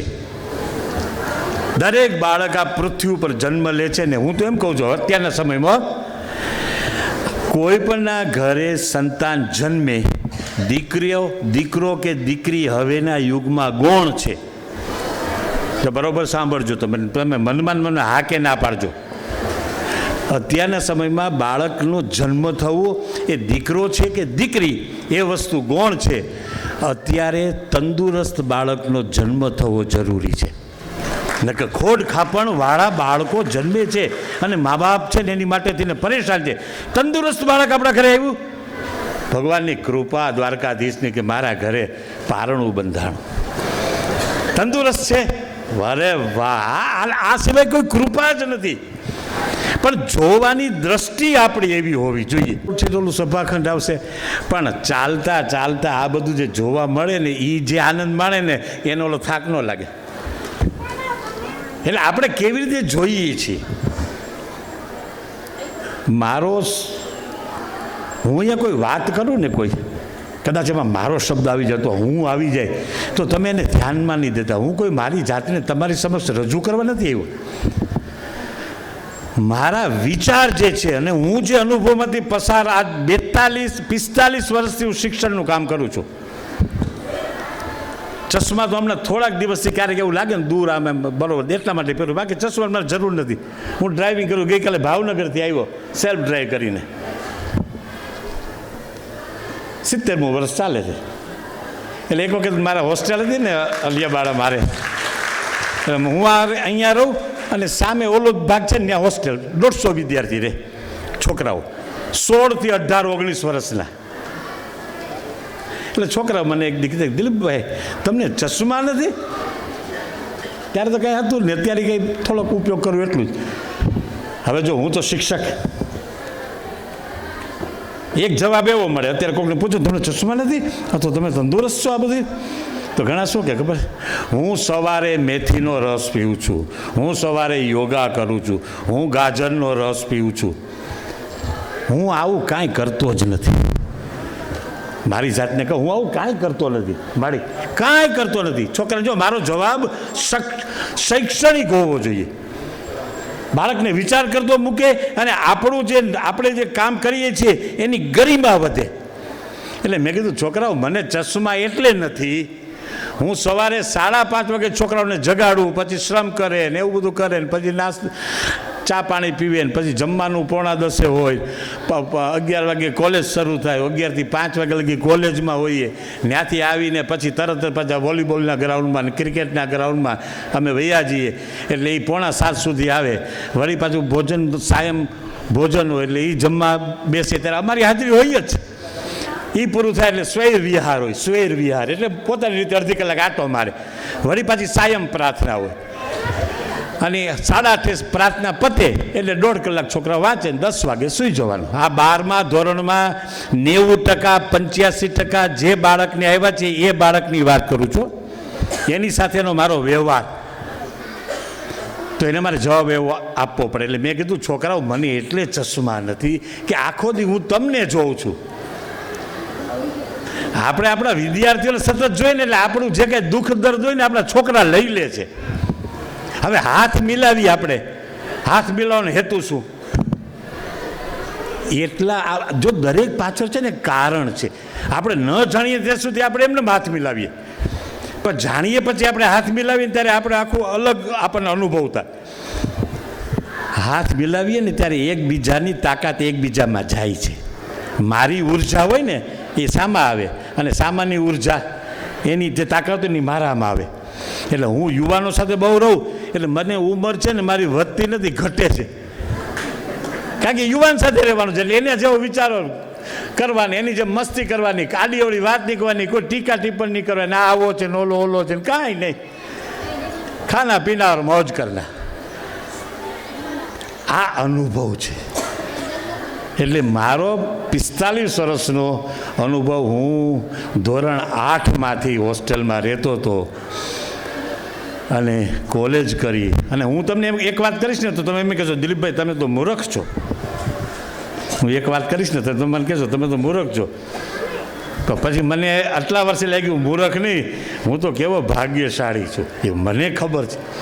કારણ કે 1979માં PSI તરીકે સિલેક્ટ થયો. કારણ કે હું બાસ્કેટબોલ પછી સ્વિમિંગ નેશનલ રમી આવ્યો છું, તરી આવ્યો છું રાષ્ટ્રીય કક્ષા સુધી, વોલીબોલ રાષ્ટ્રીય કક્ષા સુધી, બાસ્કેટબોલ, કબડ્ડી, આ બધું નેશનલ કક્ષા સુધી હું રમ્યો છું. એટલે મને છે ને 78માં પરીક્ષા દેવા ગયો ને બહુ આ બધાને કારણે પાસ થઈ ગયા. 1 વર્ષ સુધી PTS police training school Junagadh ત્યાં તાલીમ લીધી. દરમિયાન ઘરે આવું ને એટલે મારી મમ્મી છે ને, જો માતાનો રોલ શું છે, એ મોટિવેશનલ સ્પીકર નથી, એ તો પાવર હાઉસ છે. અને એક બીજું વાક્ય સાંભળજો, જો ભૂલી જાવ તો મને અફસોસ રહેશે. ભીમસુભાઈ બહુ વાસ્તવિક વાત કરું છું, 100% સાચી. હું નબળો નથી, મારો વિદ્યાર્થી નબળો હોય જ ન શકે. આ પ્રાઉડ હોવો જોઈએ. મારો કોઈ વિદ્યાર્થી નબળો નથી. જો હું નબળો હોઉં તો મારો વિદ્યાર્થી નબળો હોય ને, હું વ્યસની હોય તો મારો વિદ્યાર્થી વ્યસની હોય, હું આળસુ હોઉં તો મારો વિદ્યાર્થી. મને નબળો વિદ્યાર્થી પોસાતો નથી અને નબળો ભાઈબંધી પોસાતો નથી. હું છું એવો મારો જોઈએ. મને જેવા તેવામાં રસ જ નથી. ઓછો મિત્ર છે ચાલશે પણ નબળો ન ચાલે. આપણે એમ હાલ તો જવું છે, હવે પછી જઈએ મોખ તારું કામ નથી. અહીંયા તો આમ તેજ હોય. એટલે વિદ્યાર્થીઓ મારા છે ને એટલા બધા જુદા જુદા ક્ષેત્રોમાં છે એટલે મને એમ નથી, મને એનો આનંદ છે. અને આજે મને એક જ વાક્ય કરે. હમણાં સોમનાથથી છોકરો આવ્યો, એના ડિસ્ટ્રિક્ટ જજ હતો. હવે એનાથી વયો ગયો ઠેઠ આપણું કાળિયા ઠાકોર, આપણા કયા ઉત્તર ગુજરાત, શામળાજીથી આગળના ત્યાં એનો બદલી થઈ. સોમનાથથી ઠેઠ અલિયાબાદ આવ્યો. પછી હું ફોન કરું જુદા જુદા પોલીસ ખાતામાં, એટલા આમાં, એટલે કે એનાથી કાંઈ પોલીસ ખાતામાં આમ છે ને ઓલામાં આમ છે, એ બધું વસ્તુ ગૌણ છે. સાચો વિદ્યાર્થી કયો? સાચો વિદ્યાર્થી જેનામાં કોઈ તાકાત ન હોય, જે નિરાશ હોય અને જેમ લાગે કે આ કાંઈ કરી શકે એમ નથી, એ વિદ્યાર્થીને જ્યારે તમે પગભર કરો છો ને, એ વિદ્યાર્થી આપણો. ડૉક્ટર વિદ્યાર્થી હું કહું તો એ મારો, હું ખાલી અભિમાન કરું કે ભાઈ આ મારો વિદ્યાર્થી છે ને ડૉક્ટર છે. હવે એ મેં ન ભણાવ્યો હોત ને કદાચ ભીમસિંહભાઈ આવીને ભણાવ્યો હોત ને તો એ તો ડૉક્ટર જ થવાનો હતો. કારણ એનામાં લક્ષણો ડૉક્ટરના જ હતા. નિયમિત આવવું, ક્લાસ ભરવા, હોમવર્ક કરવું, એમાં શિક્ષક કોઈ પણ હોય, મારે ગર્વ જ નથી લેવાનો. પણ એવા વિદ્યાર્થીઓ આવ્યા કે જેને લખતા વાંચતા નહોતું આવડતું, તોફાની છોકરાઓ હોય, એ ગ્લાસ પાણીના તોડી નાખે રિસેસમાં, સમજાઈ ગયું. અને એક છોકરો તો મારે એક એવો આવ્યો હતો, આહા, બરો મારો પીરિયડ હોય ને એમાં એ મોડો આવે એટલે કીધું બાળક મોડો આવે ને તેને રિમાન્ડમાં ન લેવાનો હોય. શિક્ષણ ક્યાંથી શરૂ થાય? એ છોકરો દરરોજ મોડો આવે છે. પછી શું કરવું? થોડાક દિવસ થાય એટલે બોલાવ્યો. નામ તો મને બધા છોકરાના યાદ જ છે, રઘુવીરસિંહ ચુડાસમા કરીને હતો. પછી એક દી બોલાવ્યો. મેં કીધું રઘુવીર, તું દીકરા કેમ બપોરે મોડો આવે છો દરરોજ? જોજો ને મને જવાબ, મેં એકદમ કીધું મારી પાસે 100%ની જ વાત છે અને સત્ય જ વાત હોય, અનુભવની જ વાત હોય, એ વખત વાત કરવાની નહીં. એટલે મને કે તમે હવે જો શિક્ષણ શરૂ વર્ગમાં હું ભણાવું છું તો ઠીક છે, હવે એ તો પાઠ્યપુસ્તક છે, અંગ્રેજી ભણાવી દઉં, ગણિત ભણાવી દઉં, અંગ્રેજી જે વિજ્ઞાન ભણી નહીં.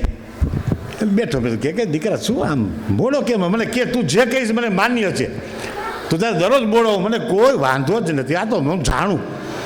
એટલે મને કે દિલીપભાઈ, મારે દરરોજ એકની બસમાં દારૂની બધી ઓલી કોથળીઓ મૂકવાની હોય છે. જો સાંભળજો ભીમસિંહભાઈ, શું કીધું? મારે દરરોજ જે બસ આવે છે ને એસટી, એમાં 12:30 પોણાની, એમાં મારે દારૂની કોથળીઓ મૂક. બેટા દારૂની કોથળીઓ? એ કે મારા પપ્પા નથી, ઘરમાં મારા મમ્મી છે, ઉંમરલાયક છે, કાંઈ કરી શકતા નથી, શું કરવું? એટલે મારે મૂકવું પડે છે, મને એમાંથી પૈસા મળે છે, એમાંથી ઘર હાલે છે. મેં કીધું ઓકે. હવે જોજો શિક્ષણ, હા, કારણ કે બાળકને પૂછ્યું એટલે બાળક ખુલ્લો, એને ખોલવાનો છે અને ખીલવવાનો છે, બેય કામ શિક્ષકનું છે. પણ અઘરું જો ભાઈ, એ રસ હોય ને તો થાય, બાકી તો ઠીક છે, બાકી એમાં બહુ વળે નહીં. તમને અનુભવ ન મળે, અનુભવ તો આવો મળે. એટલે મેં તો કાંઈ નહીં, વાત ન લે રઘુવીર, હમણાં તો તારે ચાલુ રાખ. કે હું એવો કાંઈ પૈસાદાર નહોતો, કોઈ દાતા નહોતો, કે એવું કાંઈ નહોતું કે જેને કહું કાંઈ ચિંતા કરમાં દર મહિને 2000 રૂપિયા મારી પાસે લઈ લેજે. પણ મને વિચાર તો કરી મૂક્યો. એટલે પછી અમે અમારા શિક્ષકોને બધા વાત કરી કે આમ છે રઘુવીરનું, અને એમાંથી પછી અમે રસ્તો કાઢ્યો અને એમાંથી એને છોડાવી દીધો. અને એ છોકરો બહુ સારી જગ્યાએ સેટ છે, એને હું એમ કહી શકું એ મારો વિદ્યાર્થી. કારણ કે એને આપણે નવી તાકાત આપી, નવો એક એને દિશા આપી. ઓલો ડૉક્ટર થઈ ગયો છે, પોલીસમાં અધિકારી છે, કે એ તો હવે કોઈ પણ હોય ને તો એ તો થાય જ. એટલે શિક્ષકનું કામ વિદ્યાર્થીને પગભર કરવાનું છે, એને બેઠો કરવાનો છે, તાકાત આપવાની છે, મૂંઝાય એમ નહીં. એટલે મારી પાસે પ્રાથમિકનો અનુભવ, માધ્યમિકનો અનુભવ, કોલેજનો અનુભવ, હોસ્ટેલનો અનુભવ મારો ખુદનો, મારી સમક્ષ 16 વર્ષ સુધી બાળકો રહ્યા, એ હોસ્ટેલનો અનુભવ મારી પાસે. ફરિયાદ લઈને આવે એટલે મને એમ કે દિલીપભાઈ ફરિયાદ છે, એટલે હું શું કહું ખબર? જો ઘણી વખત શબ્દોની અસર કેવી હોય છે. મેં તો બેટા ફરિયાદ તો તારે પોલીસ સ્ટેશને જવું પડે. ફરિયાદ તો ક્યાં કરાય? પોલીસ સ્ટેશને.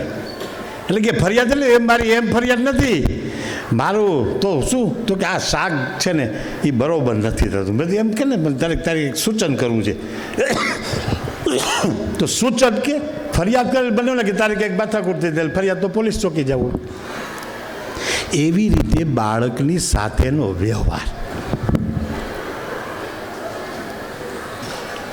ભાગ્યશાળી છે. જુઓ તમારામાં અહીંયા બેઠેલા છે ભાઈઓ બહેનો, પણ તમે જ્યારે પ્રાથમિકમાં ભણતા હતા અને માધ્યમિકમાં ભણતા હતા, એ સમયે જો એ શાળાનો સુવર્ણ કાળ હોય અને આપણે ભણતા હોઈએ ને તો આપણી જાતને ધન્ય માની લેવું કે હા આપણે કેવો સમય ભણતા કે એ મજા હતી, એટલું બધું આનંદ કરતા, કેટલાય પ્રોગ્રામો આવતા, નવા નવા મહેમાનો આવતા, અને આપણે બધું રસોડામાં પીરસતા, અને રસ્તામાં એ જ્યારે લઈ જતા હોય ને ભૂખ તો લાગી ગયું ને છતાં પીરસવાનું હોય તો એમાંથી અડધો લાડવો ખાઈ જતા.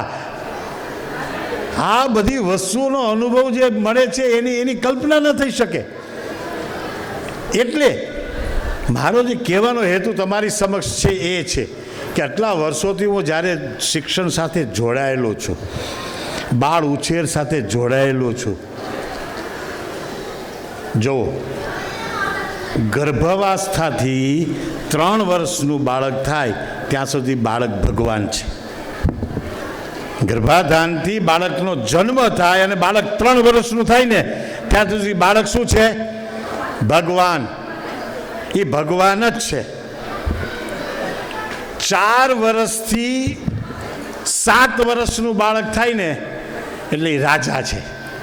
જો બજારમાં બહુ લઈ ન જવાય ને ત્યારે આપણે પાકીટ ખાલી કરી નાખે. પપ્પા આ લઈ દો ને પપ્પા આ લઈ દો, પપ્પા આ લઈ. રાજા છે. આપણે એમ માનો ને એ રાજા છે ને આપણે એની રૈયત છીએ. મા બાપ એમ માનો કે આપણે એની રૈયત છીએ એટલે એ કે ને લઈ દેવાનું. ક્યારેક થોડું કેવું કે બેટા આની બદલે આ લેતો, પણ છતાં એ માગણી કરશે. એમાંથી 50%, 60% જેટલી તમે એની પૂરી કરી શકો ને કરવાની જ. કારણ કે પછી એ સમયગાળો છે, કુદરતે જ આખો કર્યો. એટલે પહેલો 3 વર્ષ, જન્મથી 3 વર્ષ એ ભગવાન છે. 4 થી 7 વર્ષ સુધી એ રાજા છે. 8 થી 16 વર્ષ સુધી બાળક ગુલામ છે. એને સારું નરસું ધીરે ધીરે શીખવવાનું. ગુલામ એટલે આ રીતે થોડુંક બેટા નિયમિત શાળે જા, થોડુંક હોમવર્ક કર, થોડું શાક ને આ ખા. એકલું બટેટાનું શાક જ ન ખવાય. ભલે તો 1 ચમચી લે, પછી 1 ચમચી દાળ લે, 1 ચમચી શાક લે. એટલે ગુલામ એટલે કે થોડુંક એને ભલે થોડુંક પ્રેશર આપવું પડે, થોડુંક. પણ એને 8 થી 16 વર્ષ સુધીમાં એને ગુલામની જેમ એને બહુ લાલન પાલન બધું કરવાનું નહીં. ગીજુભાઈ બધેકાનું કદાચ નામ સાંભળ્યું હોય તમે, મુછાળી માં. હું તો 3 વર્ષ હમણાં ત્યાં જ હતો. એ આખી સંસ્થા બધી સંભાળતો હતો. સામે ગીજુભાઈનું ઘર આગળથી દરરોજ પસાર થાવ અને દરરોજ હું મકાનને પગે લાગુ કે હા ગીજુભાઈ જેવો એક માણસ આવ્યો આ પૃથ્વી ઉપર. અને એ બાળકોના બ્રહ્મા હતા, બાળકોના બ્રહ્મા, જેને બાલ દેવો ભવ સૂત્ર આપ્યો, જેને મુછાળી માં કહીએ. અને એને જે શિક્ષણ બાળકોને કેમ આપવું, બાળકો સાથે કેમ વ્યવહાર કરવો, અને એને જે પુસ્તકો લખ્યા છે, ઘણા બધા પુસ્તકો. એક દિવા સ્વપ્ન છે, અને એમાં તમારે વાંચવા જેવું જો કોઈ હોય ને તો એ પુસ્તકનું નામ છે મા બાપ થવું કઠિન છે. તમે વાંચો ત્યારે કહો. એ ગીજુભાઈ એમ કહેતા, ઘણા બધા એના વાક્યો છે. એમાં એક વાક્ય તમને કહું. એ કે બાળકને માગે તે ન આપો. જો સાંભળજો બરોબર, બાળક માગે ને એ ન આપો. બાળકને જે ખૂટતું હોય ને એ આપો. એને જે જરૂરિયાત ઊભી થાય ને, ભણતા કોઈ પુસ્તકની કે કાંઈ પણ સારી પેન જોતી હોય, એને લગતું કદાચ એ માગણી કરે ને એ આપો. પણ આપણે તો હજી 5મા 6માં આવે ત્યાં તો દીકરા તને તકલીફ પડે ને, તને પેપ લઈ દઉં. હવે ભાઈ પેપને મૂકો ને બાજુમાં, સ્કૂટીને. ઘણા સાયકલ લઈને જઈને જવા દો ને. એ સાયકલ લઈને જશે ને તો જયારે કેટલા અનુભવ થશે. હવે એક સાયકલમાં 3 જણા જતા, એક પેડલ મારે ને એક આ કરે. હે, અને આજે તો પોતાની પેપ. હવે તમે એને નથી માગ્યું ત્યાં આપી દો છો. તને તકલીફ પડશે બેટા, એમ કરીને તને લેપટોપ લઈ દઉં. પ્લીઝ મૂકો, એ મૂકો. કાંઈ જરૂર નથી. એને ખૂટતું હોય જે કાંઈ એના ભણતરમાં, હોસ્ટેલમાં રહે છે તો એમાં કંઈક એને લાગે કે આ વસ્તુ મને કદાચ ખૂટે છે, અને એમ કે મમ્મી આમ છે થોડુંક, તરત લઈ દો. ત્યારે ખર્ચનો વિચાર ન કરો. અને આવા ખોટા ખર્ચ તો કરો જ માં. અત્યારનું બાળક જો અહીંયા તમે બધા બેઠા છો ને, આપણે સંઘર્ષમાં ટકી રહીએ. શું કરવા? કારણ કે ભણવામાં આપણે સંઘર્ષ જ કર્યો છે. હાલી ગયા છીએ એને અડધો સમય થાય પહોંચી આપણે. એટલે હું જલ્દી વહેલી રજા પડે પાછું ઘરે આવતું રહે. કોઈકના ખેતરમાં ગયા હોય ને, ક્યાંક આંબલી ચડી ગયા હોય ને, ક્યાંક કોઈક નાળામાં વૈયા ગયા હોય ને, ક્યાંક વૈયા ગયા હોય. એટલે અડધી સ્કૂલ તો પૂરી થઈ જાય. એટલે અડધી 3 વાગે પહોંચી જાય, 5 વાગે ટીન. એટલે તકલીફ જે નાની સહન કરે એને આદત પડી જાય. એટલે આપણે મોટા થયા તો આપણે તકલીફ આવી તો આપણામાંથી કોઈ વિચાર ન કરે આપઘાત કરવાનો. જેને જરાય તકલીફ નથી કરી, પહેલેથી ઘર આગળ વાન આવે, વાનમાં બેસી જાય, સ્કૂલે જાય, સ્કૂલના દરવાજા ઉતારી દે, પાછા ત્યાં સ્કૂલે તો 5 વાર જઈ આવ્યો હોય કે મારા છોકરાને કંઈ તકલીફ ન પડ્યો, એને જોતું એ આપજો ને પૈસા જોતો એ આપજો. કેન્ટીનવાળાને કીધે એને ખાવું દેજે, અને પૈસા ન હોય તું લખી લેજે, પણ કાંઈ તકલીફ ન પડવી જોઈએ. એટલી સૂચના આપે શાળામાં નાન તે. હવે એ બાળક મોટો થાય ને શું કરે? એનામાં તાકાત કોઈ સમસ્યા જ નથી. સમસ્યા વગર ઉછેર કરે છે. એમાં જરીક સમસ્યા આવે એટલે સીધું પાણી જંપલાવી દે કે કે ગળે ફાંસો ખાઈ જાય, મૂંઝાઈ જાય. એને તકલીફ થોડીક વેંધારવા દો, એને થોડીક તકલીફ ભલે આવે. એટલે એને આ શિક્ષણ એટલે આ બધું, આ ભૂમિ જે છે ને, તમે વિચાર તો કરો. અહીંયા જે છોકરો રહે છે, દીકરીઓ રહે છે, આટલું ચાલે છે, પોતાની રીતે વાહન હલાવે છે. સવારે હું જાગ્યો ત્યાં તો 4 દીકરીઓ તો એ 15-20 મિનિટ યજ્ઞ કરતી હતી. You are all lucky. તમે બધા ભાગ્યશાળી છો કે તમને એક આવું સુંદર મજાનું સ્થળ બાળકના અભ્યાસ માટે મળ્યું છે. હું તો આ દુનિયા ફરું છું, ક્યાંનો ક્યાંય જાઉં છું, ક્યાંય જાઉં છું, મારા ખર્ચે જાઉં છું અને સંસ્થાઓ જોઉં છું. બહુ ઓછી સંસ્થા એવી છે કે જ્યાં ખરેખર બાળકને બધી જ રીતે તૈયાર કરવામાં આવે છે. ભણવામાં પોતાનો વિકાસ થાય, પોતાની સમસ્યા આવે તો સમસ્યાનું નિરાકરણ થાય. આ બધી દીકરીઓ અહીંયા આવીને બોલી, વિચાર તો તમે કરો. એની મેળે તૈયાર કરી. હવે આને કોઈ પહોંચે? આ દીકરીઓને તમારે માતાઓને અને પિતાજીને હું કહું છું કે કાંઈ ચિંતા કરતા નહીં. આ છે ને એ ક્યાંની ક્યાંય ગતિ કરી જવાની છે. આવા બાળકો જ ઓછા છે, આવા બાળકો જ ઓછા છે. તમે ફરો છો, હું ફરું છું, એટલે અમને 100% ખાતરી છે. કારણ કે આ વાતાવરણ અત્યારે શુદ્ધ મળે છે. અલિયાબાડા જ્યારે હું હતો, ઘણા વર્ષ કોલેજમાં રહ્યો, પછી ન્યા રહ્યો. મારું કોઈ જામનગર જિલ્લામાં સગું નથી હો ભાઈ, નો વન. કોઈ મારું સગું છે જ નહીં, બધા ભાવનગર. કારણ કે મારા ફાધરના ફાધર ગાંધીજી સાથે હતા અને લાઠીચાર્જમાં બહુ નાની ઉંમરે મૃત્યુ પામ્યા. અને મારા પિતાજી 1.5 વર્ષના હતા. અને પછી ભણતા લોકભારતીનું કદાચ નામ સાંભળ્યું હોય તમે, ભાવનગરમાં છે મનુભાઈ પંચોળીની અને નાનાભાઈ ભટ્ટની સંસ્થા. એને કોલેજ શરૂ કરીને કોલેજના પહેલા વિદ્યાર્થી હતા 1953ના. અને પછી જામનગર જિલ્લામાં હું જે સંસ્થામાંથી આવું છું ને, એ સંસ્થા ઋષિએ સ્થાપેલી હતી. ડોલરરાય રંગીલદાસ માકડ, ડો કાકા કહીએ. સૌરાષ્ટ્ર યુનિવર્સિટીની સ્થાપના કરી. અને એના વિદ્યાર્થીઓ બધા કોણ? રાજ કપૂર એનો વિદ્યાર્થી હતો સિંધમાં, જ્યારે કરાચીમાં હતા ને ડોકાકા, ત્યારે એનો વિદ્યાર્થી હતા કોણ? રાજ કપૂર. એ વ્યક્તિએ અલિયાબાડાની અંદર 1953માં સંસ્થા સ્થાપી. એમાં બીએડ અને પીટીસી ને હાઈસ્કૂલ ને. આજે ગુજરાતનું એક પણ સ્થળ એવું નથી કે જ્યાં અલિયાબાડાનો વિદ્યાર્થી ન હોય ને ખબર પડે કે અલિયાબાડા, પછી ગમે સાલમાં ભણતો હોય કે હા અલિયાબાડામાં ભણેલા છે તો અલિયાબાડાથી આવે છે, ત્યાંના કર્મચારી છે, ત્યાં તો આપણને ગમે ત્યાંથી મળવા આવી જાય. કોના કારણે? એ સંસ્થામાંથી જે સંસ્કાર મળ્યા, એના કારણે જે આપણામાં આવ્યું એ અગત્યનું છે. એના કારણે આવે. એમ અહીંયા ભણતો બાળક જ્યારે બહાર જશે ત્યારે ખબર પડશે કે હું ક્યાંથી આવો છું, તો કે હું તો ભાણવડથી. તો ક્યાં ભણ્યા? તો કે અહીંયા તપોવનમાં, આ ગુરુકુલમાં. એમ હું ભણતો હતો ને હું ભણતી હતી. અને એકબીજા જે વાતો કરે, એ પ્રભાવ આ ભૂમિનો છે. અને હું તો એમ કહું, કંઈ મારે વખાણ કરીને તમારી સમક્ષ અથવા ભીમસિંહભાઈ પાસેથી કે મારે અન્ય પાસેથી કંઈ જોતું નથી. પણ આવા માણસો, આવા ધૂની માણસો છે ને, એને દુનિયાને કાંઈક આપ્યું છે. બહુ ભણેલ ગણેલ નથી આપ્યું. ધૂણી જે દેખાવે ને એ જ કાંઈક પલાઠી વાળીને બેસવું પડે. એ પલાઠી વાળીને બેસા છે. અહીંયા આવું ઊભું કર્યું, હું એને કંઈ તકલીફ નહીં પડી હોય. કોઈને કહે નહીં. એના મનમાં એક સ્વપ્ન હતું કે મારે આવું એક સંસ્થા છે ને એ ભાણવડમાં શરૂ કર્યું. કેટલી મહેનત કરી છે, કેટલાય સંઘર્ષ કરી. અને સમાજ તો એમ જ કહે છે, એ એટલે જ લે છે કે એમાં જોજો ને તમે અત્યારે હોસ્ટેલ કરીશ ને પછી 5 સ્ટાર હોટલ કરશે. આ તો સમાજનું કામ જ આ છે.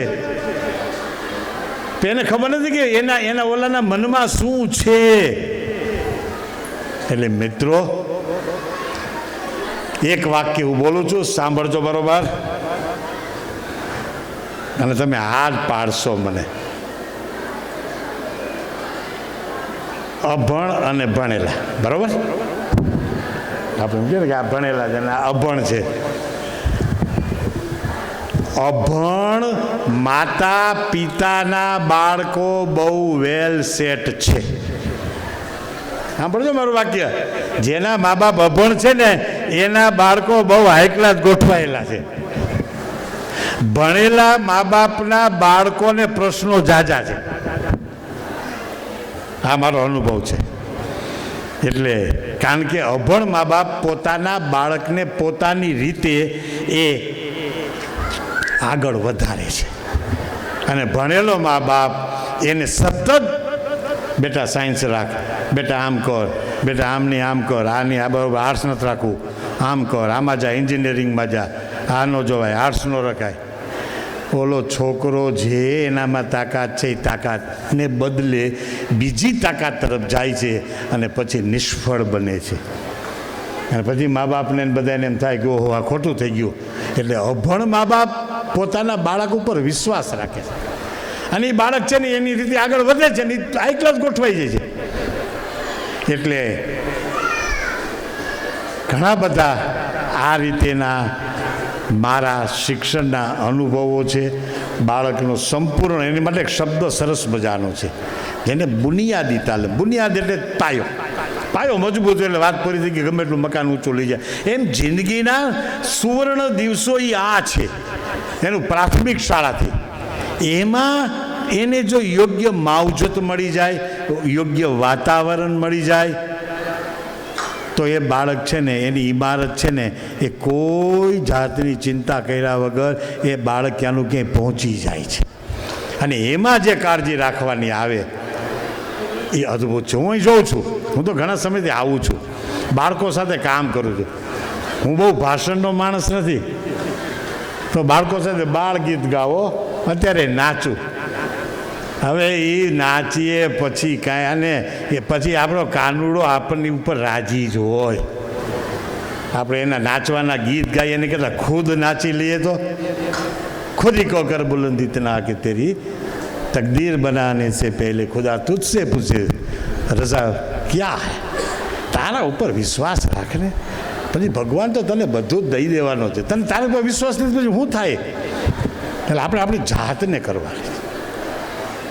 એટલે અહીંયા આ ભૂમિમાં આ બાળકો સાથે બહુ કામ કરું છું અને એવી મજા આવે છે અને એવા જવાબ આપે છે. અને દરેક શિક્ષક બાળક સાથે એવું વર્તન કરે છે એની વાત ન કરે. એ જ વસ્તુ એને પ્રેમથી બોલાવે છે, એની પીઠ થાબડે છે, બસ.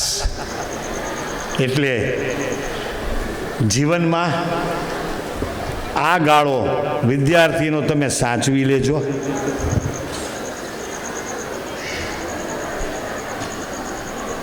જે ભણે છે, જુઓ એક વસ્તુ બહુ અગત્યની કહી દો પાછળ, કારણ કે આટલા વર્ષો સંસ્થામાં રહ્યો એટલે મને ખબર છે. જ્યાં સુધી જે જમીન સાથે આપણું જોડાણ ન થાય ને ત્યાં સુધી બધું નકામ. તમારો બાળક એ ભણે છે, હવે તમે વિચાર કરજો, મને જવાબ નથી દેવાનો. You are not to answer me, જવાબ નથી દેવાનો. તમે મનમાં વિચારજો કે દિલીપભાઈ કીધું છે સાચું છે ખોટું. જો સાચું હોય તો તમારામાં ફેરફાર કરવાનો લાગે તો ફેરફાર કરજો. તમારો બાળક અહીંયા ભણે છે, તમારા મનમાં જો એમ હોય કે એને મૂકી દીધું છે ભણવા માટે, ભણે જ હવે, પણ તમને જમીન સાથે એના વાતાવરણ સાથે તમારું કાંઈ મગજમાં નથી, તમારા મનમાં નકામા વિચારો આવતા હોય, ખોટા વિચારો આવતા હોય તો બાળકનું ભલું ન થાય. સમજી લેજો, બાળકનું ભલું ન થાય. પણ જો તમે તમારા બાળકને મૂક્યો છે અને તમને આ ભૂમિમાં રસ હોય, તમને શ્રદ્ધા હોય કે હા આવી સરસ મજાની જગ્યા છે, આવા સરસ આચાર્ય છે, શિક્ષકો છે, આવું સંચાલન કરનાર એક હાઈ ક્લાસ એક વડીલ છે, વાહ વાહ હું તો ભાગ્યશાળીઓ કે મને ભગવાનને એ કૃપા કે મને આવું સરસ મળી ગયું. એટલે સમજી લેજો તમારો બેડો પાર, 100% બેડો પાર. તમને એ ભૂમિ, બાળકને તો ભૂમિ સાથે લગાવ થશે, પણ જો વાલીને પણ એ ભૂમિ સાથે લગાવ થાય ને એટલે સમજી લો કે એને કોઈ નડતર આવતું જ નથી, નહીતર છે ને તકલીફ પડે.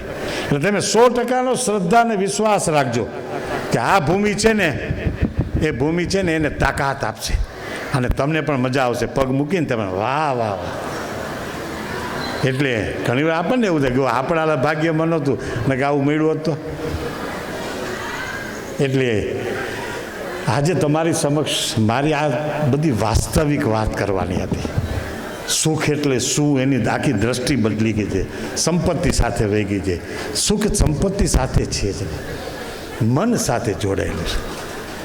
અને જ્યાં જે મળે ને એનો આનંદ લેવો.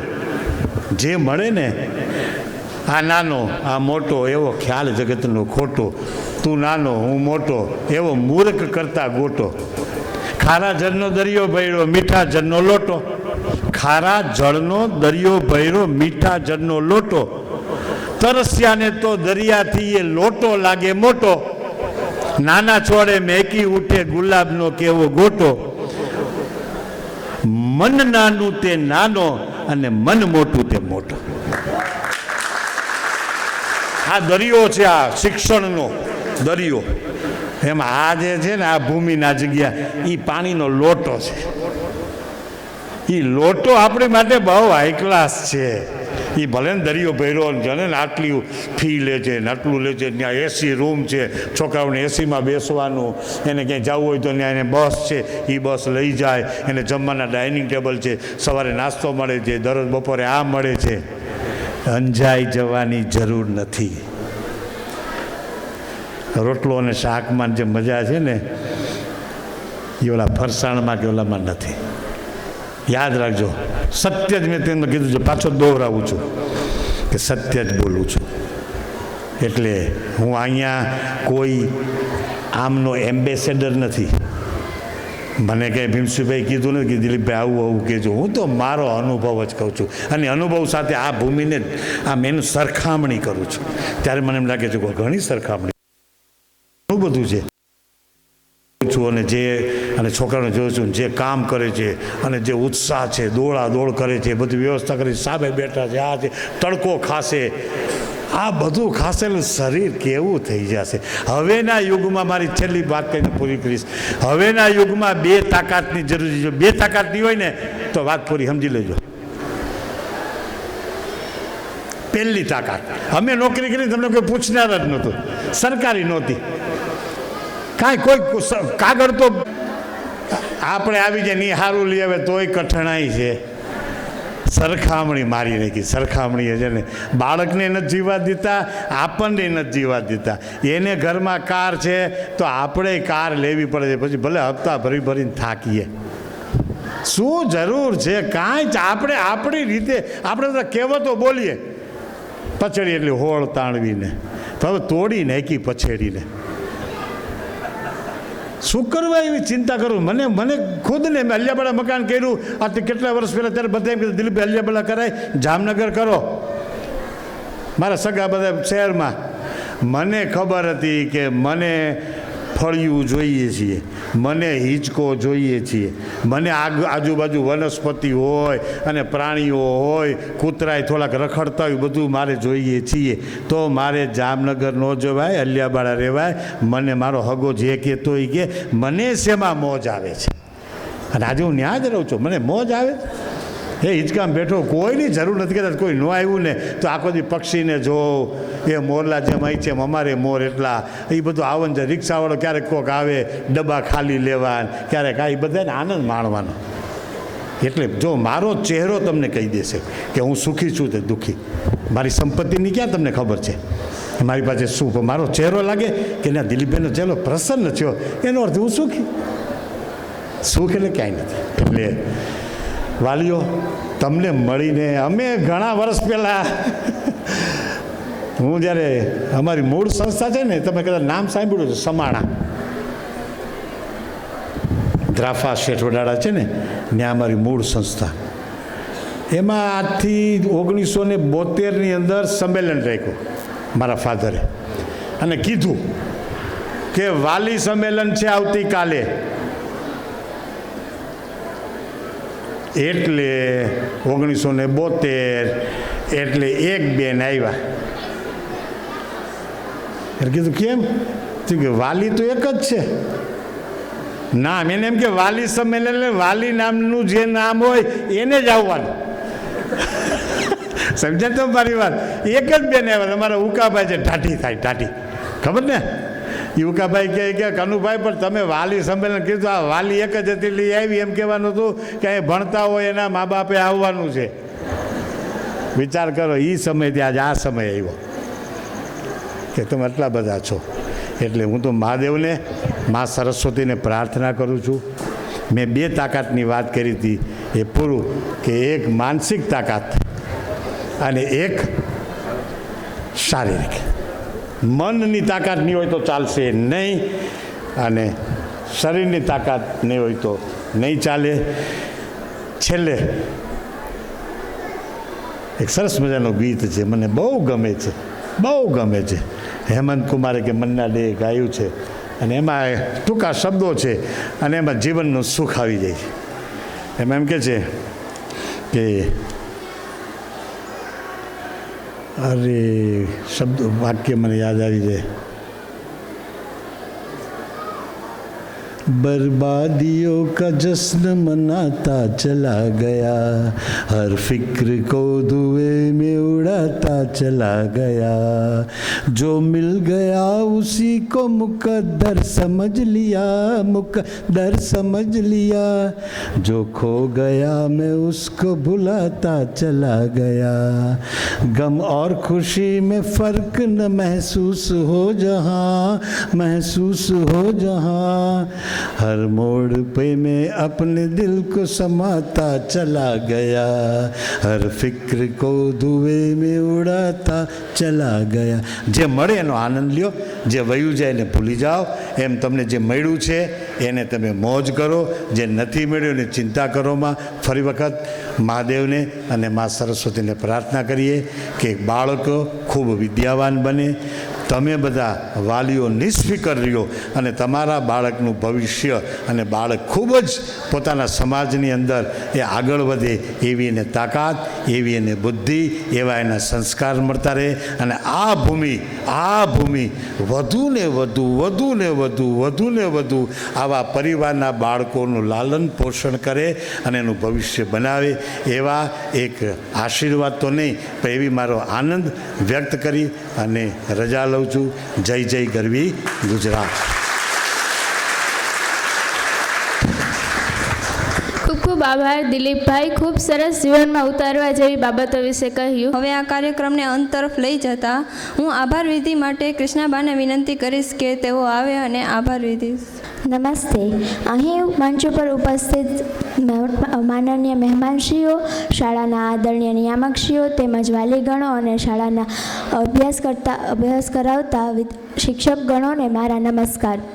હું જાડેજા કૃષ્ણાબા આજની આભાર વિધિને આગળ વધારતા કહું તો વાલી મિલન એટલે હોસ્ટેલમાં અભ્યાસ કરતા વિદ્યાર્થીઓ માટે અગત્યની બાબત છે. શિક્ષક આપણને જ્ઞાનનો પ્રકાશ, શિક્ષક આપે જ્ઞાનનો પ્રકાશ, વાલી આપે પ્રેમ અને વિશ્વાસ. આ બંનેનો સંગમ જ્યારે થાય ત્યારે બાળકનું ભવિષ્ય બને છે. આદરણીય મુખ્ય મહેમાનશ્રી, શાળાના નિયામકશ્રી, આચાર્યશ્રીઓ, વાલીશ્રીઓ, શાળામાં શિક્ષકશ્રીઓ અને કાર્યક્રમમાં હેમખેમ સહયોગી બનતા તમામ સ્વયંસેવકો અને કાર્યકર્તાઓ, આજના આ વાલી મિલનમાં અવસરને સફળ બનાવ્યા વિદ્યાર્થીઓનું ગાલી ગયેલી ભાષા સાંભળવા હું સર્વનો હૃદયપૂર્વક આભાર વ્યક્ત કરું છું. અસ્તુ. જય હિન્દ, જય ભારત.